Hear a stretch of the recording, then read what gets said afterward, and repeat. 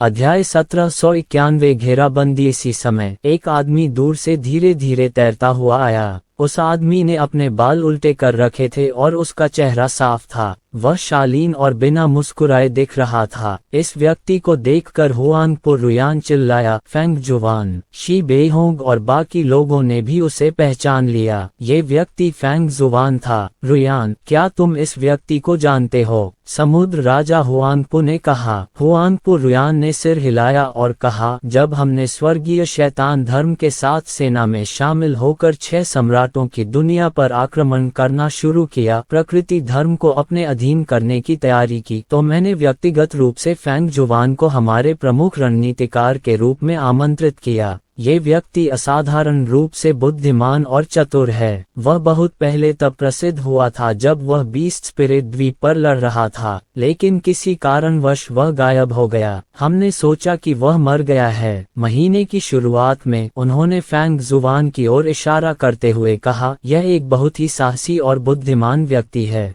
वह स्पष्ट रूप से 6 सम्राटों की दुनिया में हुआंग कबीले की मदद करने जा रहा है, लेकिन गुप्त रूप से वह अर्जुन की मदद करने के लिए कड़ी मेहनत कर रहा है। फेंग जुवान ने सिर हिलाया और कहा, मैं बाई कबीले की जांच कर रहा हूँ। मुझे व्यक्तिगत रूप से लगता है कि बाई हे का पागलपन भरा व्यवहार उचित नहीं है, लेकिन इस जांच के दौरान मुझे पता चला कि कुछ लोग गुप्त रूप से गायब हैं। ये प्रक्रिया ज्यादा जटिल है, इसलिए मैं इसे एक एक करके नहीं समझाऊंगा। संक्षेप में, मैंने कुछ सुराग ढूंढे और कोकून छीलने के लिए कुछ रेशम निकाला। अंततः मुझे राक्षस मिल गए। हुआंग रुयान आश्चर्यचकित था। तुम अंतहीन जंगल में प्रवेश कर गए, लेकिन तुम इतने सारे राक्षसों से कैसे बच गए? महीने की शुरुआत में उसने मुस्कुराते हुए अपना सिर हिलाया और कहा, क्या आप विश्वास कर सकते हैं कि यह आदमी एकमात्र ऐसा व्यक्ति है जो मुझे 6 सम्राटों की दुनिया में सही ढंग से ढूंढ सकता है और मेरी पहचान के रहस्य को सुलझा सकता है? वह एकमात्र ऐसा व्यक्ति है जिसने मेरी पहचान पहचानी है। फेंग जुवान ने सिर हिलाया, मैंने अंतहीन जंगल में प्रवेश नहीं किया।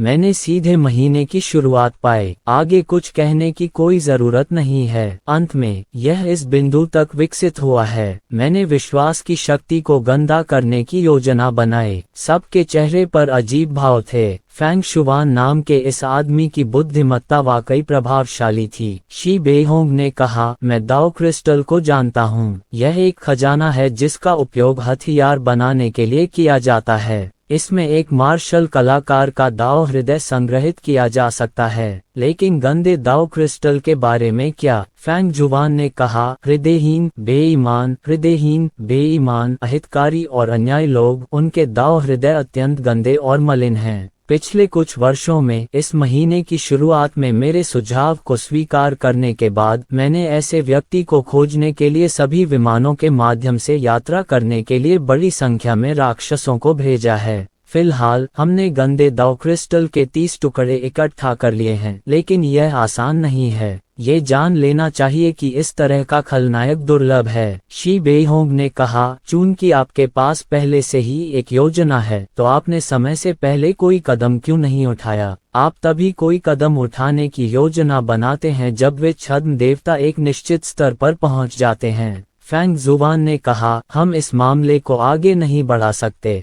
हमें तब तक इंतजार करना होगा जब तक कि छद्म देवता पूजा मूर्ति बनाने की पहल नहीं करते। फिर अगला कदम गंदे दाव क्रिस्टलों को मुक्त करना है। बस इन दाव क्रिस्टलों को मूर्ति में छिपा दो और छद्म देवताओं को एक एक करके नष्ट किया जा सकता है। हालांकि यह एक कठिन प्रक्रिया है। आपको बड़ी संख्या में निम्न स्तरीय योद्धाओं का सामना करना पड़ेगा जिन्होंने अपनी तर्कशक्ति और मानवता खो दी है। ये लोग झूठे देवताओं में विश्वास करते हैं और अपने नैतिक मूल्यों को विकृत कर चुके हैं। ये तो बताने की आवश्यकता ही नहीं है कि वर्तमान में उनमें दिव्य प्रतिभा विद्यमान है। इस बिंदु पर फेंग जुवान ने भीड़ पर अपनी नजर घुमाई और कहा, आप में से कौन जानता है कि अर्जुन कहाँ गया? इस समय हमें सचमुच उसकी ताकत की जरूरत है। यद्यपि निम्न स्तर के योद्धाओं में पहले से ही दिव्य प्रतिभा आनी शुरू हो गई है, फिर भी मार्शल आर्ट और युद्ध संबंधी उनकी समझ अर्जुन से पूरी तरह से अलग स्तर पर है। भले ही दोनों पक्षों के पास दिव्य प्रतिभा हो, अर्जुन के समृद्ध युद्ध अनुभव और अद्वितीय युद्ध चेतना के साथ वह आसानी से एक प्लेनर मार्शल कलाकार को कुचल सकता है। फैंग जुबान के शब्दों ने सपने देखने वाले को जगा दिया, जो हमेशा मुद्दे पर पहुंच सकता था। तभी शी बेहोंग और अन्य लोग अपने सपनों से जाग उठे। हाँ, वे हमेशा उन दिव्य श्रेणी के मार्शल कलाकारों से डरते थे, लेकिन वे इतनी महत्वपूर्ण बात भूल गए थे। निम्न स्तरीय विमान मार्शल कलाकारों की मार्शल आर्ट उपलब्धियां बेहद कमजोर थीं। न सिर्फ उनकी इच्छा शक्ति कमजोर थी, बल्कि उनकी युद्ध क्षमता भी अर्जुन के मुकाबले में कहीं नहीं थी। बाई कबीला निर्दयी है ना? ये बाई वुया के वंशज हैं। हालांकि अर्जुन एकमात्र ऐसा व्यक्ति था जो अपनी प्रतिभा और साधना क्षेत्र को एक तरफ रख सकता था और बाई कबीले के मार्शल कलाकारों को इस हद तक हरा सकता था कि वे अपना सिर भी नहीं उठा सकते थे। बाई कबीले की तुलना में उन निम्न स्तर के योद्धाओं के लड़ाकू गुण एक व्यंजन से अधिक कुछ नहीं थे। मुझे कुछ पता नहीं, शी बेहोंग ने कड़वाहट से भौहें चढ़ाईं और कहा, जियोनान को गए 1 साल हो गया है, लेकिन अभी तक कोई खबर नहीं मिली है। फैंग जुबान ने महीने की शुरुआत में कहा, हमें अर्जुन को ढूंढना होगा। महीने की शुरुआत में उन्होंने सिर हिलाकर कहा, चिंता मत करो, हमने पहले ही विभिन्न विमानों की तलाशी के लिए लोगों को भेज दिया है। फैंग जुबान ने शी बेहोंग और अन्य लोगों की ओर देखा और कहा, 5 महाद्वीपों का क्षेत्र गिरने वाला है। इससे पहले कि छद्म देवता 5 महाद्वीपों के क्षेत्र के अन्य संप्रदायों को वश में करने में सफल हो जाए, उसे शेष संप्रदायों को जल्द से जल्द यहाँ लाना चाहिए। दूसरे विमान के योद्धा मजाक नहीं कर रहे हैं। थोड़ा बहुत उनमें भी दिव्य प्रतिभा है जो हमारे लिए बड़े छिपे हुए खतरे लाएगी। यदि आप एक बैच बचा सकते हैं तो एक बैच बचाए। अया बकवास। जियाओ जून ने उसके माथे पर थपथपाया और कहा, भाड़ में जाओ। अर्जुन का परिवार जियान कबीला अभी भी 5 महाद्वीपों के दायरे में है। नहीं, हमें जल्दी करनी होगी और जियान कबीले पर भी कब्जा करना होगा। चीन, ये वह बदमाश है। सराय के बाहर लंबी महिला मजबूत पुरुषों के एक समूह के साथ अर्जुन को घेरे हुए थी। अर्जुन के चेहरे पर हल्की सी मुस्कान थी और वह बिना किसी घबराहट के भीड़ की ओर देख रहा था। महिला ने दांत पीसते हुए कहा, अच्छा लड़का, क्या तुम सड़क पर पागल नहीं हो? मुझे उम्मीद नहीं थी कि तुम मुझे यहाँ फिर से मिलोगे, है ना? मुझे दूसरा दिखाओ। अर्जुन बदमाश, भागो। तुम्हारा दाव हृदय अभी सो रहा है और तुम बिजली या आध्यात्मिक ऊर्जा का जरा सा भी उपयोग नहीं कर सकते। आध्यात्मिक क्यूई के समर्थन के बिना आपका शक्तिशाली शरीर अभी भी गहरी नींद में है। वे आपको जीवित ही पीट पीट कर मार डालेंगे। धिक्कार है, मैंने तुमसे कहा था कि तुम्हें उस छोटे पक्षी को नहीं जाने देना चाहिए था। अगर वह छोटा पक्षी यहाँ होता तो वह अभी भी तुम्हारी रक्षा कर सकता था। उस समय चीन में किसी जंगल में एक छोटी चिड़िया पेड़ की शाखा पर खड़ी एक हरे कीड़े को उत्सुकता से देख रही थी। उसकी बड़ी बड़ी आंखें चमक उठीं जब उसने अपना सिर झुकाया और कीड़े को धीरे धीरे पेड़ की शाखा पर चढ़ते देखा। ये देखकर छोटी चिड़िया खिलखिला उठी और उसने कीड़े को पकड़कर अपने मुंह में भर लिया। अर्जुन की शारीरिक फिटनेस में मार्शल दाओ बॉडी रिफाइनमेंट, 3 भागों वाला ड्रैगन बॉडी, स्पिरिट वर्ड पिल और ओल्ड मैन मोलिंग की 3 दिव्य गोलियां शामिल थीं।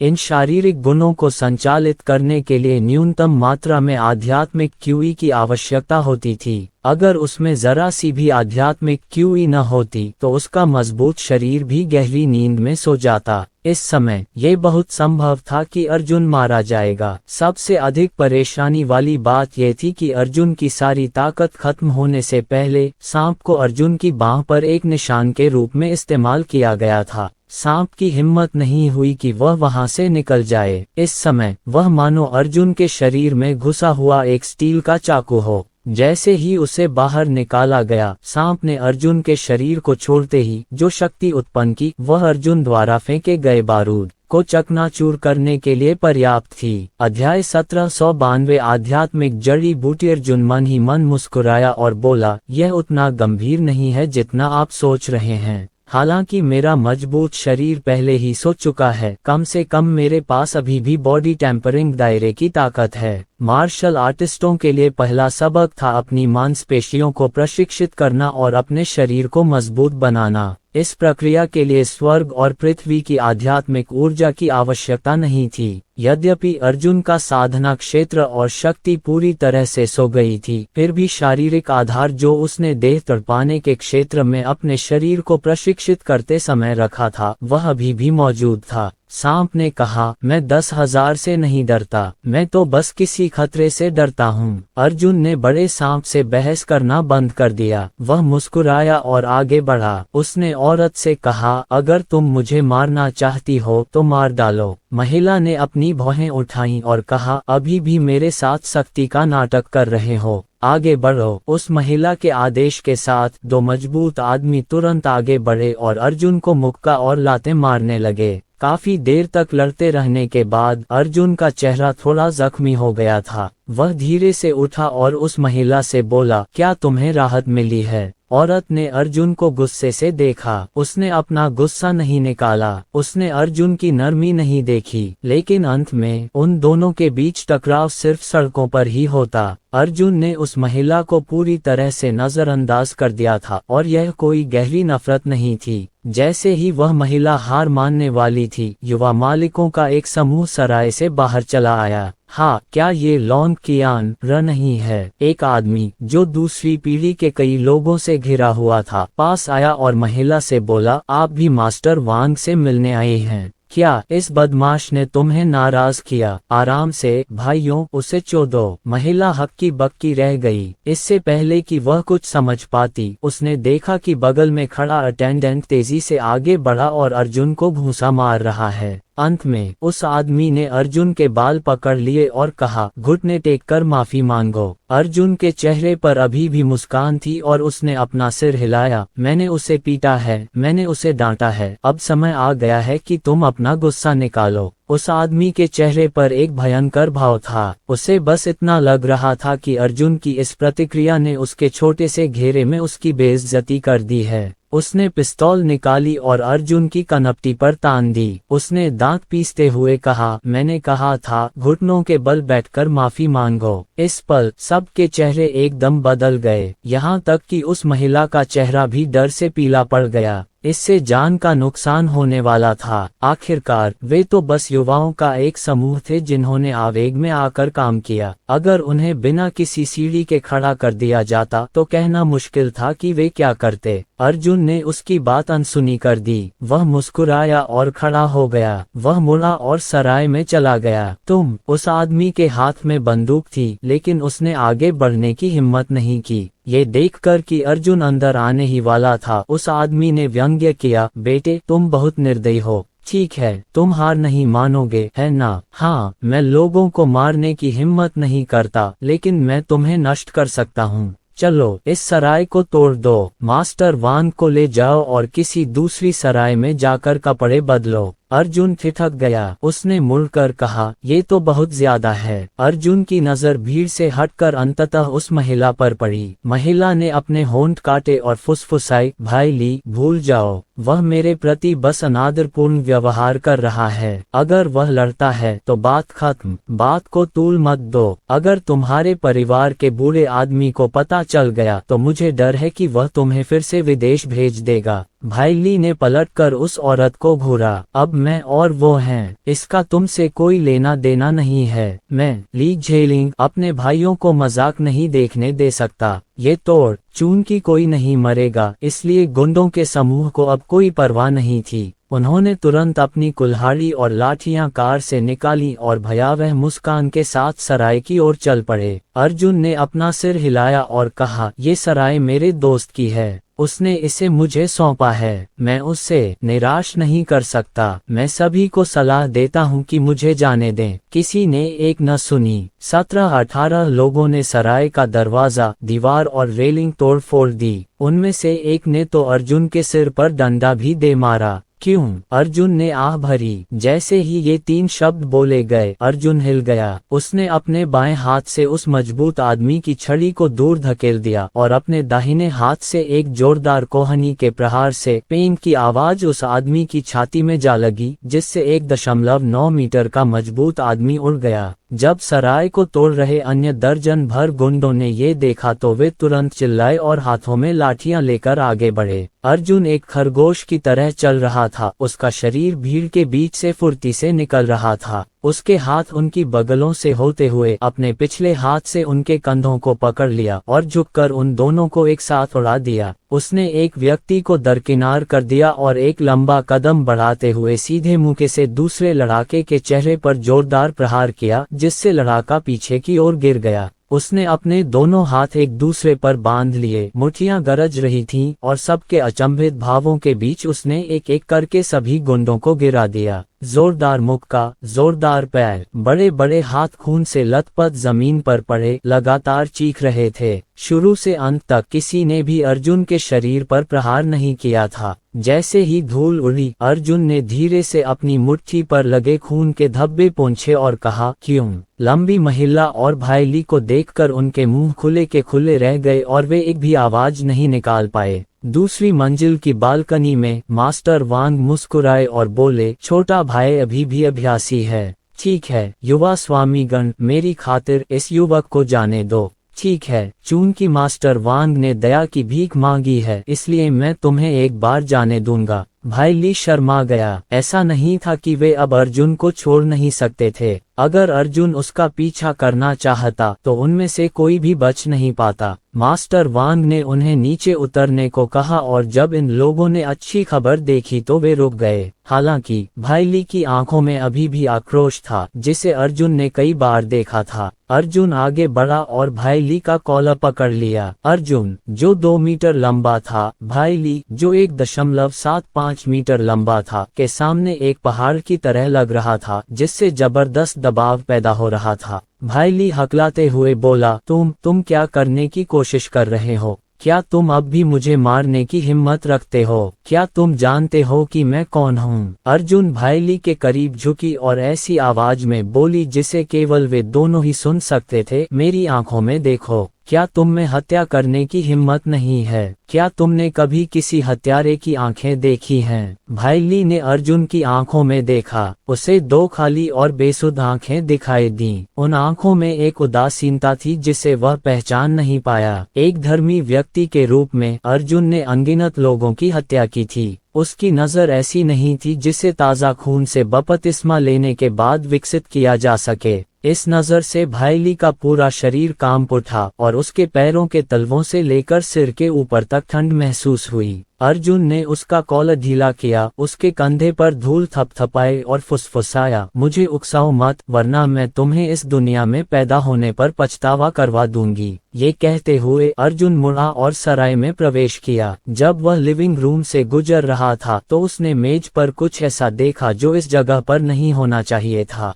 जब उसने ये चीज देखी तो अर्जुन दंग रह गया। ये चीज, ये यहाँ क्यों है? एक मंद प्रकाश क्षितिज को चीरता हुआ आया और उसे चीन से फीजों के उष्णकटिबंधीय प्राचीन जंगल तक पहुंचने में 1 सेकंड से भी कम समय लगा। वह छोटा सा पक्षी 20 सेंटीमीटर लंबा था। उसके हाथ में एक मरा हुआ अजगर था और वह उसका सिर कुतर रहा था। अचानक उसने कुछ देखा। यह जमीन पर उगने वाली एक आध्यात्मिक जड़ी बूटी थी। आध्यात्मिक जड़ी बूटियों के जन्म में 1000 वर्ष से अधिक का समय लगा तथा आध्यात्मिक ऊर्जा को आकार लेने में भी काफी समय लगा। दूसरी ओर इस युवा नीले ग्रह में आध्यात्मिक ऊर्जा 20 वर्षों से अधिक समय से नहीं थी। छोटी चिड़िया ने अपना सिर झुकाया और उत्सुकता से उस जड़ी बूटी को घूरते हुए पूछा, हाँ, यहाँ आत्मा जड़ी बूटियाँ क्यों हैं? सराय में अर्जुन ने भौहें चढ़ाई और मेज पर रखी चीजें उठाईं। ये तीसरी श्रेणी की स्पिरिट जड़ी बूटी थी और इसकी गुणवत्ता भी कम नहीं थी।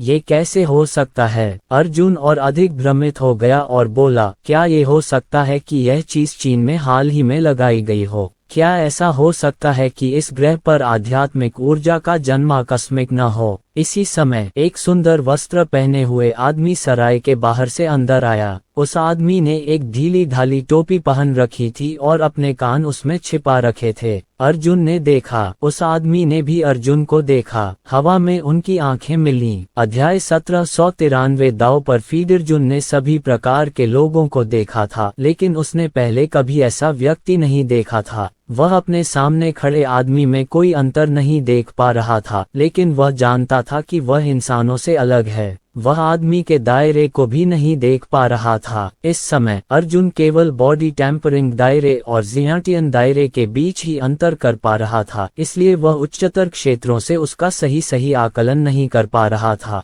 वह आदमी रुक गया। उसने अर्जुन को ऊपर से नीचे तक देखा और कहा, माफ कीजिए, क्या ये दोस्त मार्शल आर्ट सीखने में दिलचस्पी रखता है? अर्जुन ने कहा, मार्शल आर्ट क्या है? क्या आप मार्शल आर्ट का अभ्यास करते हैं? वह आदमी जोर से हंसा। उसने सिर हिलाया और कहा, मार्शल आर्ट कोई कुंग-फू नहीं है। इसकी परिभाषा बहुत व्यापक है। ऐसा क्यों न हो, अपना हाथ आगे बढ़ाओ और मैं तुम्हारी नब्ज देखूं। अर्जुन मुस्कुराया और अपना दाहिना हाथ आगे बढ़ाया। उस आदमी ने अपनी 3 उंगलियां अर्जुन की कलाई पर जकड़ लीं। ध्यान से देखने पर उसके चेहरे पर हैरानी के भाव उभरे। फिर उसने अफसोस से सिर हिलाया और कहा, अजीब बात है, ये वाकई बहुत अफसोसजनक है। क्या? अर्जुन ने मुस्कुराते हुए पूछा। वह अच्छी तरह जानता था कि यह आदमी क्या कह रहा है। उसे लगा होगा कि वह मार्शल आर्ट सीख सकता है। हालांकि उसने ये भी पाया था कि उसका दांव हृदय ठहरे हुए पानी के कुंड जैसा था। वह पत्थर की तरह ठोस था, इसलिए उसे अजीब और पछतावा हुआ। आदमी ने अपना सिर हिलाया और मुस्कुराया, कुछ खास नहीं, मुझे आपको परेशान करने के लिए खेद है। ये कहकर वह आदमी आगे बढ़ता हुआ सीढ़ियों की ओर बढ़ गया। अर्जुन ने मुस्कुराते हुए मन ही मन सोचा, बड़े सांप, ये व्यक्ति किस लोक में है? सर्प ने कहा, स्वर्ग काया स्तर 1। इस समय जो आदमी सीढ़ियों पर चढ़ने वाला था अचानक रुक गया। वह मुड़ा और अर्जुन को संदेह से देखा। तुमने क्या कहा? अर्जुन का दिल कांप उठा, लेकिन उसके चेहरे के भाव नहीं बदले। उसने पूछा, क्या? आदमी ने भौहें चढ़ाई और एक क्षण सोचा, फिर बोला, कुछ नहीं। ये कहकर वह सीढ़ियों पर चढ़ गया और ऊपर चला गया। अर्जुन ने चाय का प्याला लिया और सराय से बाहर निकल गया। वह झील के किनारे चांदनी का आनंद ले रहा था। उसने चमचमाते पानी को देखा और मन ही मन सोचा, ये व्यक्ति साधारण नहीं है। मुझे आश्चर्य है कि यह कहाँ से आया है। वह एकमात्र ऐसा व्यक्ति है जो अपने हृदय में हमारी बातें सुन सकता है। वह वास्तव में हमें सुन सकता है, सांप ने गंभीरता से कहा। अर्जुन ने एक पल सोचा और मन ही मन सोचा, हालांकि ऐसा लगता है कि उसने इसे धीरे धीरे सुना, यहाँ तक कि उसे खुद भी यकीन नहीं है कि उसने वास्तव में कुछ सुना था या नहीं। लेकिन ये तो पहले से ही काफी चौंकाने वाला है। बच्चे अर्जुन, मैंने अभी अभी चुपके से उसकी जीवंतता के संकेत महसूस किए हैं। वह मानव नहीं है, लेकिन वह कोई दानव या राक्षस भी नहीं है। सटीक रूप से कहें तो वह कोई ऐसी जाति नहीं है जिसके बारे में हम जानते हों। क्या उसकी जीवन शक्ति मजबूत है? अर्जुन ने सोचा, शायद मैंने कहा कि आप मुझ पर विश्वास नहीं करेंगे। इस व्यक्ति की जीवन शक्ति असीम है। अर्जुन ने अपनी आंखें सिकोड़ते हुए कहा, अनंत। उसने पलटकर खिड़की से परछाई से देखा कि रहस्यमय आदमी मास्टर वांग के कमरे में घुस आया है। इस व्यक्ति का क्षेत्र कम नहीं है और उसकी सतर्कता बहुत अधिक है। उसने अभी अभी मेरा परीक्षण किया है। क्या आप मार्शल आर्ट सीखने में रुचि रखते हैं? अगर मैं हाँ या ना कहूँ तो यह उजागर हो जाएगा, क्योंकि इस नीले ग्रह के लोग अभी भी नहीं जानते कि मार्शल आर्ट शब्द का क्या अर्थ है। उनकी बातचीत पर कान लगाना आसान नहीं होगा। चुपके से सुनने की कोई जरूरत नहीं है। सांप बोला, तुम बस यूं ही अंदर आ गए। वह तुम्हें टालेगा नहीं। उसकी नजर में वह तुम्हें इस दुनिया में एक साधारण इंसान ही समझता था। इसके अलावा उसे यकीन था कि तुम बिना दांव हृदय के मार्शल आर्ट की दुनिया में कभी प्रवेश नहीं कर पाओगे। अर्जुन मुस्कुराया और कहा, आपको अधिक ध्यान देना चाहिए। बाद में दरवाजा खटखटाया गया। कमरे में मास्टर ने भौहें चढ़ाकर पूछा, ये कौन है? दरवाजे के बाहर उसने कहा, मास्टर वांग, मैं हूँ, मैं आपके लिए ताज़ी चाय भेजूंगा। ये चाय बाहर नहीं मिल सकती, इसका स्वाद बहुत अच्छा है। मास्टर वांग ने कहा, अंदर आओ। अर्जुन हाथ में चाय का गिलास लिए अंदर आया। उसने देखा कि वह रहस्यमय आदमी मास्टर वांग के सामने बैठा था और उनके बीच एक कॉफी टेबल रखी थी। गुरुजी, मैंने हाल ही में चाय समारोह के बारे में थोड़ा बहुत सीखा है। मेरे पास अभी कोई मेहमान नहीं है। क्या मुझे आपकी सेवा करने का सम्मान मिल सकता है? अर्जुन मुस्कुराए। गुरु ने उस रहस्यमयी आदमी की तरफ देखा। रहस्यमयी आदमी मुस्कुराया और बोला, माफ कीजिए। अर्जुन घुटनों के बल बैठ गया। ताज़ी चाय की पत्तियों के कुछ टुकड़े मोड़कर बर्तन में डाल दिए। चाय को धोने से लेकर एक के बाद एक प्रक्रिया व्यवस्थित ढंग से आगे बढ़ी। दोनों ने अर्जुन को नजरअंदाज कर दिया और बातचीत जारी रखी। रहस्यमय व्यक्ति ने कहा, मुझे सबसे शुद्ध दाव हृदय की आवश्यकता है। हम दाव पर निर्भर रहते हैं। ग्रासनली जितनी अधिक होगी, साधना का स्तर उतना ही अधिक होगा। मास्टर वांग ने बहुत सम्मानपूर्वक कहा, यदि यह वास्तव में वैसा ही है जैसा आपने कहा, तो दुनिया के बाहर असाधारण रूप से उच्च साधना क्षेत्रों वाले अनगिनत मनुष्य हैं। आप उन्हें खोजने के लिए उच्च साधना क्षेत्रों वाले उन लोगों के पास क्यों नहीं गए? अर्जुन ने उत्सुकता से बीच में ही टोकते हुए कहा, बाहर की दुनिया? क्या तुम दोनों एलियंस के बारे में बात कर रहे हो? मुझे भी इस एलियन में बहुत दिलचस्पी है। मास्टर वांग ने भौहें चढ़ाई और कहा, तुम्हें इधर उधर नहीं पूछना चाहिए। इधर उधर मत पूछो। हाँ, मुझे नियम समझ में नहीं आए, अर्जुन ने कहा। रहस्यमय व्यक्ति ने अर्जुन की ओर देखा और मास्टर वांग से कहा, आप बहुत कम जानते हैं। आपका दाव हृदय स्वच्छ जल की तरह है। साधना की प्रक्रिया में मार्शल कलाकारों को अनिवार्य रूप से सभी प्रकार के प्रलोभनों का सामना करना पड़ता है। कुछ भ्रष्ट होते हैं, कुछ अंधकार में होते हैं, कुछ बुरे होते हैं, कुछ पथभ्रष्ट होते हैं। इनमें से प्रत्येक दाव हृदय को प्रदूषित कर सकता है। इसलिए उच्च स्तरीय मार्शल कलाकार का दाव हृदय सबसे अशुद्ध होता है। बेशक इसके अपवाद भी हैं। कुछ मार्शल कलाकार हमेशा अपने मूल हृदय को तब तक प्राप्त कर सकते हैं जब तक कि उनके दाव हृदय पानी की तरह शुद्ध न हो जाएं। हालांकि ऐसे लोग बहुत कम हैं और उन्हें ढूंढना बहुत मुश्किल है। फिर गुरु ने पूछा, जब कोई साधारण व्यक्ति मार्शल आर्ट की दुनिया में प्रवेश करता है तो क्या उसके पास शुद्ध दाव हृदय हो सकता है? रहस्यमय आदमी ने सिर हिलाया। आम लोगों के पास मार्शल आर्ट की दुनिया में कदम रखते ही दाव हृदय जरूर होगा, लेकिन जरूरी नहीं कि वे शुद्ध हों। शायद हजारों में से एक या शायद लाखों में से एक ही हो। ये कहना कठिन है, लेकिन हम इस बात को लेकर आश्वस्त हो सकते हैं कि किसी नए व्यक्ति से शुद्ध दाव हृदय की खोज की सफलता दर किसी मार्शल आर्ट विशेषज्ञ से प्राप्त सफलता दर से कहीं अधिक है। मास्टर वांग ने कहा, तो फिर मैं कैसे निर्णय करूं? रहस्यमयी आदमी ने एक जेड पेंडेंट निकाला। यह जेड पेंडेंट काले रंग का था और इसकी सतह पर आंख के आकार जैसा एक पैटर्न बना हुआ था। उन्होंने कहा, 10,000 में कोई भी ऐसा नहीं है जो मार्शल दाव में प्रवेश कर सके और 10,000 में कोई भी ऐसा नहीं है जिसके पास दाव हृदय और शुद्ध दाव हृदय हो। इस जेड पेंडेंट को हटा दो, इसे मार्शल कलाकारों के बीच ढूंढो और उन्हें इसे छूने दो। अगर कोई शुद्ध दाव हृदय वाला व्यक्ति जेड पेंडेंट को छूता है तो जेड पेंडेंट चमक उठेगा। उस समय उस मानवीय हृदय को छीनने के लिए मैंने तुम्हें जो बोतल दी थी उसका प्रयोग करो। मास्टर वांग ने जल्दी से पूछा, फिर क्या होगा? रहस्यमय व्यक्ति ने कहा, एक निम्न स्तरीय मार्शल कलाकार अपने दाव हृदय के चूसे जाने के प्रभाव को झेलने में असमर्थ है। अब तुम्हें पता है कि क्या करना है? मास्टर वांग ने सिर हिलाया। शिष्य समझ गया। रहस्यमय आदमी ने कहा, मेरे लिए काम करने की चिंता मत करो,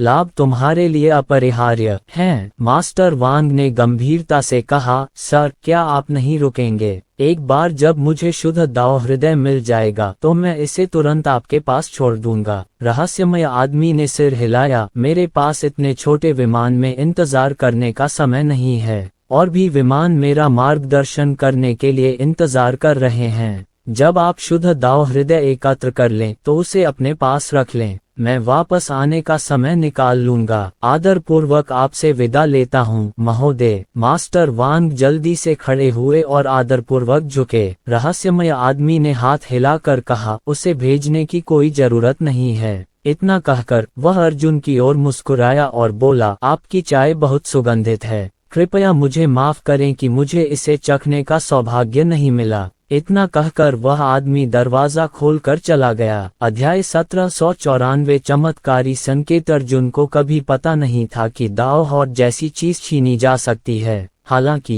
रहस्यमय आदमी ने जो कहा उससे ऐसा लग रहा था कि एक निम्न क्षेत्र का मार्शल कलाकार संभवतः अपने दाव हृदय से बाहर निकाले जाने के बाद मर जाएगा। अर्जुन ने ग्रैंड मास्टर को विदाई दी और अकेले ही झील के किनारे चलते हुए कहा, छोटी गौरैया। कुछ देर बाद कोई जवाब नहीं आया। अर्जुन ने कहा, मुझे नहीं पता कि यह छोटा बदमाश कहाँ चला गया। छोटी गौरैया, वापस आओ। स्वूश, प्रकाश की एक किरण चमकी और उस नन्हे पक्षी का मोटा शरीर अर्जुन के सामने प्रकट हुआ। उसने पानी पर कदम रखा और एक मुड़े हुए कीड़े को अपने हाथ में पकड़ लिया। अर्जुन ने कहा, जाओ और देखो कि क्या इस दुनिया में कोई आध्यात्मिक जड़ी बूटियां हैं। हाँ, छोटी चिड़िया बोली, तुमने मुझे देखा है। अर्जुन ने कहा, देखो कितने हैं, मुझे सामान्य स्थिति बताओ। छोटा पक्षी प्रकाश की किरण में बदल गया और गायब हो गया। आधे घंटे बाद छोटी चिड़िया वापस लौटी और बोली, हाँ, उनमें से बहुत सारे हैं, कई सौ।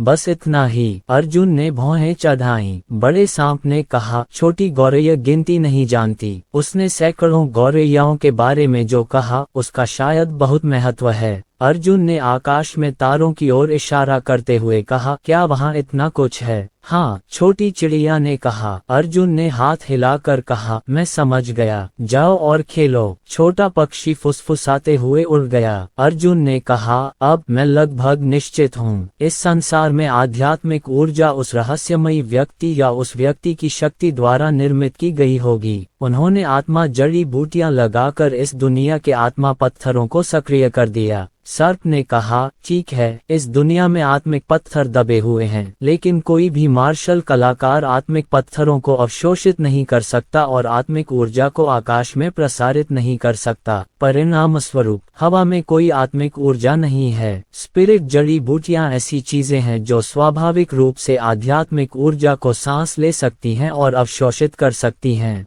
यदि कोई आध्यात्मिक ऊर्जा नहीं है तो स्पिरिट जड़ी बूटियां जमीन के नीचे गहरे दबे स्पिरिट पत्थरों को अवशोषित कर लेंगी और आध्यात्मिक ऊर्जा को बाहर निकाल देंगी, जिससे वह आकाश में तैरने लगेगी। अर्जुन ने कहा, यह एक अनोखा विचार है। उस आदमी के शब्दों से हम जो सुराग सीख सकते हैं वह ये है कि उस आदमी ने इस दुनिया को सबसे पहले आध्यात्मिक क्यूई प्राप्त करने की अनुमति दी, जिससे मनुष्यों को मार्शल कलाकार बनने की योग्यता प्राप्त हुई। तो फिर इस युवा दुनिया में लोगों को मार्शल दाव में कदम रखने दें ताकि वे शुद्ध दाव दिलों को चुन सकें और उन्हें निकाल सकें। अगर मैं गलत नहीं हूं तो इस दुनिया के सभी तथाकथित गुरुओं का पालन पोषण उस रहस्यमयी व्यक्ति ने ही किया है। कुछ दिनों बाद मास्टर वांग ने मीडिया के माध्यम से घोषणा की कि वह प्रचार करने जा रहे हैं। उन्होंने यह सागर के पास के पानी को लकड़ी से ढकने और एक ऊंचा मंच बनाने के लिए भारी वित्तीय और भौतिक संसाधनों का उपयोग किया। इस चीज को डोजो कहा जाता था। उस समय पूरे देश से लोग दाव सुनने के लिए इस स्थान पर आते थे। इस अखाड़े में प्रवेश करना आसान नहीं था। टिकट महंगे थे। स्थानीय मुद्रा में 1,00,000 युआन का टिकट था। इस अवसर का लाभ उठाते हुए मास्टर वांग ने बहुत सारा धन कमाया। फिर भी अभी भी बड़ी संख्या में ऐसे लोग हैं जिनके पास पैसे तो हैं, लेकिन वे टिकट नहीं खरीद पा रहे हैं। उच्च अधिकारी, धनी व्यापारी, मशहूर हस्तियां और सभी क्षेत्रों के लोग वहां पहुंचे। हर कोई अर्जुन से ईर्ष्या कर रहा था। वे ईर्ष्या से पागल होने वाले थे। अर्जुन एकमात्र व्यक्ति था जिसे टिकट खरीदने की जरूरत नहीं थी और वह पूरे दिन दाव हॉल में आ जा सकता था।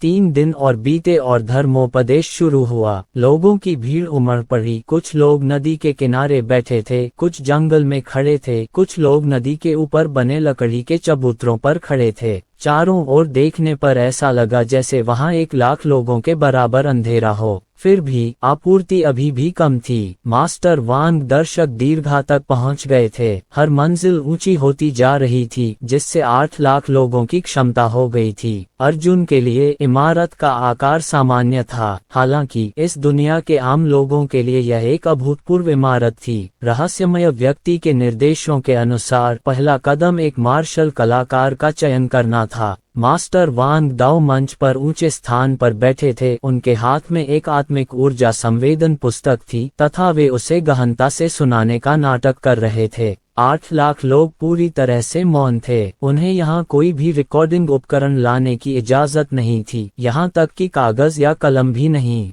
हर कोई बस उन्हें याद कर सकता था और याद कर सकता था। लोग इससे मदहोश हो जाते थे, उनकी अभिव्यक्तियां पवित्र होती थीं और वे पागल हो जाते थे। अर्जुन सराय की बाड़ के सहारे झुक गया और चाय का प्याला थामे रहा। उस दृश्य को देखकर वह अपने दिल में गहरी भावनाओं को महसूस किए बिना नहीं रह सका। ये सभी लोग पंथ के अनुयायी जैसे हैं, पागल और जुनूनी। ऐसा लगता है कि इससे सचमुच पीठ में ठंडक आ जाती है। मुझे आश्चर्य है कि क्या मैं, जिसने अभी अभी मार्शल आर्ट में कदम रखा है, इन लोगों जैसा ही हूँ। शायद, लेकिन मैंने उस समय यह नहीं देखा था कि मेरी हालत कितनी भयावह थी। शाम को धर्मोपदेश समाप्त हो गया। मास्टर वांग ने भीड़ के चारों ओर देखा और कहा, आप लोग कल नहीं आएंगे। आप सभी वापस जाएं और स्वर्ग और पृथ्वी की आध्यात्मिक ऊर्जा को महसूस करें। यदि आप आध्यात्मिक ऊर्जा महसूस कर सकते हैं तो आइए और मुझसे मिलिए, यदि नहीं तो कभी वापस मत आइएगा। मैं आपसे दोबारा नहीं मिलूंगा। सभी लोग श्रद्धापूर्वक खड़े हो गए और मास्टर वांग के सामने झुक गए। शायद मास्टर वांग ने ऐसा अद्भुत दृश्य पहले कभी नहीं देखा था।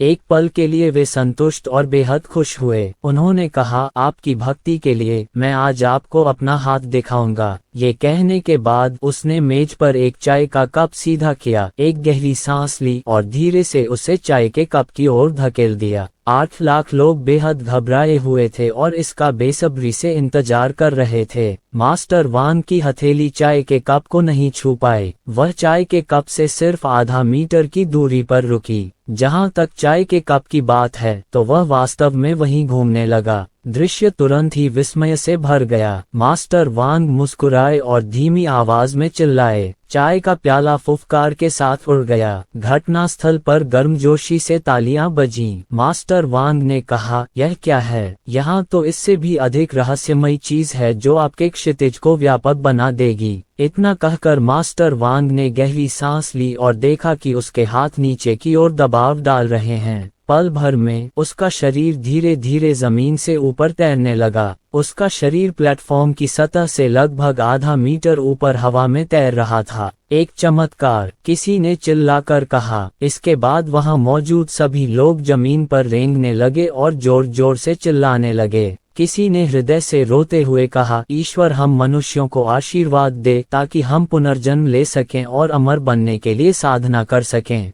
इन लोगों की आंखें पागलपन से चमक रही थीं। आस्था की शक्ति भयानक होती है। ये लोगों को मूर्ख बना सकती है, उनकी तार्किकता खो सकती है, यहाँ तक कि उन्हें ये भी भूलवा सकती है कि वे इंसान हैं। इस समय यदि मास्टर वांग ने इन लोगों को उन्हें मारने और आग लगाने की अनुमति दी तो वे निश्चित रूप से बिल्कुल भी संकोच नहीं करेंगे। भीड़ रो रही थी और एक दूसरे का समर्थन कर रही थी, लेकिन धीरे धीरे जब वे तितर बितर हो रहे थे तो उनके चेहरे पर मोह का भाव था। अर्जुन ने अपना सिर हिलाया। मास्टर वांग ने बहुत ही घटिया तरीका अपनाया। उन्हें तो मौसम का भी अंदाजा नहीं था। उसने चाय का प्याला दूर धकेल दिया। यह मास्टर वांग ही थे जिन्होंने आध्यात्मिक ऊर्जा मुक्त की और चाय के प्याले को हवा की तरह उड़ा दिया। यह मूलतः आध्यात्मिक ऊर्जा मुक्त करने की सीमा थी। उनके लिए ऐसा करना असंभव था। पिछले मौसम की तरह ये लोगों को चोट पहुंचाने वाली एक तेज तलवार की तरह था। जब मास्टर वांग ऊपर तैर रहे थे तब भी उन्होंने मूर्खतापूर्वक अपनी आध्यात्मिक क्यूई छोड़ दी, जिससे वह जमीन की ओर उड़ गई और उन्हें आधा मीटर की ऊंचाई तक उठा लिया। ये लगभग सीमा थी। अगर वह इसे थोड़ा और ऊपर धकेलना चाहते तो शायद ऐसा नहीं कर पाते। ऐसी ही एक मूर्खतापूर्ण और अपरिष्कृत विधि ने लाखों लोगों को धोखा दिया था तथा उन्हें चमत्कार में विश्वास दिला दिया था। अध्याय 1795। इस पहाड़ पर होना केवल भाग्य था। अगले दिन लोगों का एक और समूह दाव को सुनने आया। नए 800,000 लोग आदरपूर्वक अखाड़े में बैठे और मास्टर वांग के उपदेश को सुना। अर्जुन दूसरी मंजिल पर बालकनी की बाड़ पर कोहनियों के बल झुक गया। चाय पीते हुए उसने पागलों के झुंड को देखा। मुझे अंदर आने दो, कृपया मुझे अंदर आने दो, मुझे एक और दिन सुनने दो। थोड़ी ही दूर डोजो के किनारे पर एक मोटा अधेड़ आदमी रोता हुआ अंदर भाग रहा था। सुरक्षा कर्मियों के एक समूह ने उसे जमीन पर जोर से दबा रखा था। अधेड़ उम्र के आदमी ने अपने हाथ में एक कार्ड लहराया और चिल्लाया, मैं पैसा खर्च करने को तैयार हूँ, मैं 10 लाख देने को तैयार हूँ। नहीं, 10 लाख, कृपया मुझे इसे किसी और दिन सुनने दीजिए। एक सुरक्षा कप्तान आया और उस अधेड़ उम्र के आदमी के चेहरे पर इतनी जोर से लात मारी कि उसकी नाक, मुंह और आंखें टेढ़ी हो गईं और उसके मुंह से खून के छींटे पड़ने के साथ उसके 2 दांत टूट गए। तुम्हारी हिम्मत कैसे हुई? तुमने मास्टर के डोजो में घुसने की भी हिम्मत की। मास्टर वांग ने कल कहा था कि कल प्रवचन सुनने वाला कोई भी वापस नहीं आ सकता। सुरक्षा कप्तान ने ऊपर से कहा, तुम सच में बहादुर हो, तुमने मास्टर के डोजो में घुसने की भी हिम्मत की। मास्टर वांग ने कल कहा था कि कल प्रवचन सुनने वाला कोई भी वापस नहीं आ सकता। अपना बदबूदार पैसा लो और भाग जाओ। अधेड़ उम्र के उस आदमी का दर्जा कम नहीं लग रहा था, कम से कम वह एक छोटा अधिकारी तो था। हालांकि मास्टर वांग के सामने दुनिया के अधिकारी तो नाम मात्र के थे। जब समाज इतना पागल हो जाता है कि आस्था सत्ता को कुचल देती है, इस छोटी सी दुनिया के इतिहास में ऐसा भयावह दृश्य पहले भी एक से अधिक बार घटित हो चुका है। अर्जुन को किताबें पढ़ना बहुत पसंद था। उसने दुनिया के कई ऐतिहासिक दस्तावेज पढ़े थे और एक बार एक ऐसा रिकॉर्ड था जो उसे बहुत बेतुका लगा। आधुनिक इतिहास में जब किसी संप्रदाय की प्रतिष्ठा अपने चरम पर पहुंच जाती थी तो उस संप्रदाय का नेता ईश्वर का प्रवक्ता बन जाता था। वह सबसे ऊपर होता था और उससे ऊंचा कोई नहीं हो सकता था। उसके अधिकार क्षेत्र वाले देश में उस देश का राजा संप्रदाय के नेता के जूते चूमने को भी तैयार था। अर्जुन ने दूर स्थित ऊंची इमारतों को देखकर कहा, इस समाज की सभ्यता पहले से ही अत्यधिक विकसित है। उन्होंने स्वर्ग तक चढ़ने और ब्रह्मांड में प्रवेश करने की तकनीक भी सीख ली है। लेकिन वैज्ञानिक और तकनीकी सभ्यता चाहे कितनी भी विकसित हो जाए, मानव स्वभाव अपरिवर्तित रहता है। ऐसा कहने के बाद अर्जुन ने अपना सिर हिलाया और कमरे में प्रवेश करने के लिए मुड़ गया। तब से हर दिन 800,000 लोग दाव को सुनने आते थे। लगभग 5 दिन बाद कोई वापस आया। किसी ने वास्तव में स्वर्ग और पृथ्वी की आध्यात्मिक ऊर्जा को महसूस किया और 5 दिनों की गति वास्तव में अर्जुन की आंखों में भी असाधारण थी। हालांकि जो व्यक्ति आया उसने अर्जुन को आश्चर्यचकित कर दिया। वह वास्तव में वही लंबी और दुबली महिला थी। मास्टर वांग ने उसका स्वागत किया और मास्टर वांग ने भी आश्चर्य से उसकी ओर देखा। क्या तुमने सचमुच इसे महसूस किया? इतनी जल्दी? लंबी महिला ने उत्साहित होकर कहा, सचमुच गुरुजी, मैं सचमुच ऐसा महसूस कर रही हूँ। मास्टर वांग ने जेड पेंडेंट निकाला और कहा, इसे छुओ। महिला ने जेड पेंडेंट को छुआ और जेड पेंडेंट भी चमक उठा। इस बार मास्टर वांग का पूरा शरीर जोश से भर गया। उन्होंने अपनी आंखें चौड़ी करके चमकते जेड पेंडेंट को देखा और खुशी से बोले, हे भगवान, मेरी भी मदद करो। हालांकि जेड पेंडेंट से आने वाली रोशनी अभी भी बहुत कमजोर थी, इतनी कमजोर कि उसे पहचान पाना लगभग असंभव था। उस महिला ने अभी अभी आध्यात्मिक क्यूई का अनुभव किया था और अभी तक औपचारिक रूप से साधना नहीं की थी। उसका दाव हृदय अभी पोषित होने की भ्रूण अवस्था में था और अभी तक संघनित नहीं हुआ था। मास्टर वांग ने उत्साहपूर्वक एक पतली 2 पृष्ठीय निम्नतम स्तरीय साधना तकनीक निकाली और उसे महिला को सौंप दिया। इसे ले लो और साधना करो।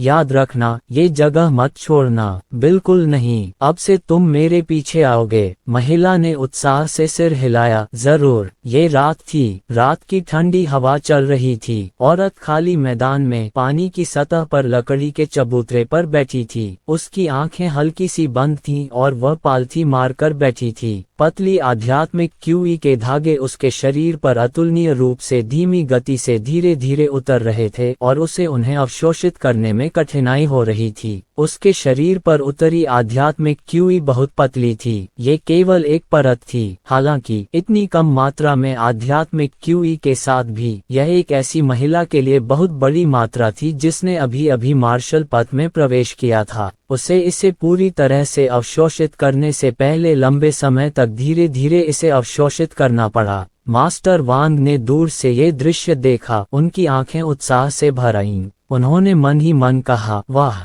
मैंने अपने ईश्वर के लिए एक शुद्ध दाव हृदय इकट्ठा कर लिया है। जब उसका दाव हृदय संघनित होकर आकार ले लेगा तो वह दिन होगा जब मैं उसका दाव हृदय छीन लूंगा। मास्टर वान के कमरे में दाखिल होने के बाद अर्जुन टहलते हुए डोजो की तरफ गया। वह उस महिला के सामने खड़ा हो गया और उसे शांति से देखने लगा। वह सोचती थी कि क्या वह मार्शल आर्ट के प्रति उतनी ही दीवानी है जितनी कि उस समय थी जब उसने इसमें कदम रखा था। चलो चलें, अर्जुन ने उदासीनता से कहा। जब महिला ने अपनी आंखें खोली और देखा कि यह अर्जुन है तो उसने घृणा से कहा, तुम अब भी मुझसे हिसाब क्यों बराबर करना चाहते हो? मुझे पता है कि पिछली बार मैं कुछ ज्यादा ही आगे बढ़ गई थी, लेकिन मैं तुम्हें सबक सिखाना चाहती थी। मैं नहीं चाहती थी कि यह इतना गंभीर हो। अर्जुन ने अपना सिर हिलाया। चलो चलें, अब और खेती मत करो, तुम मर जाओगे। मनोरोगी महिला ने अर्जुन को घूरा, अपनी आंखें बंद कर ली और साधना जारी रखी। अर्जुन ने आह भरी और जाने के लिए मुड़ा। महिला ने व्यंग्यात्मक लहजे में कहा, आप स्पष्ट रूप से मेरी प्रशंसा करते हैं, है ना?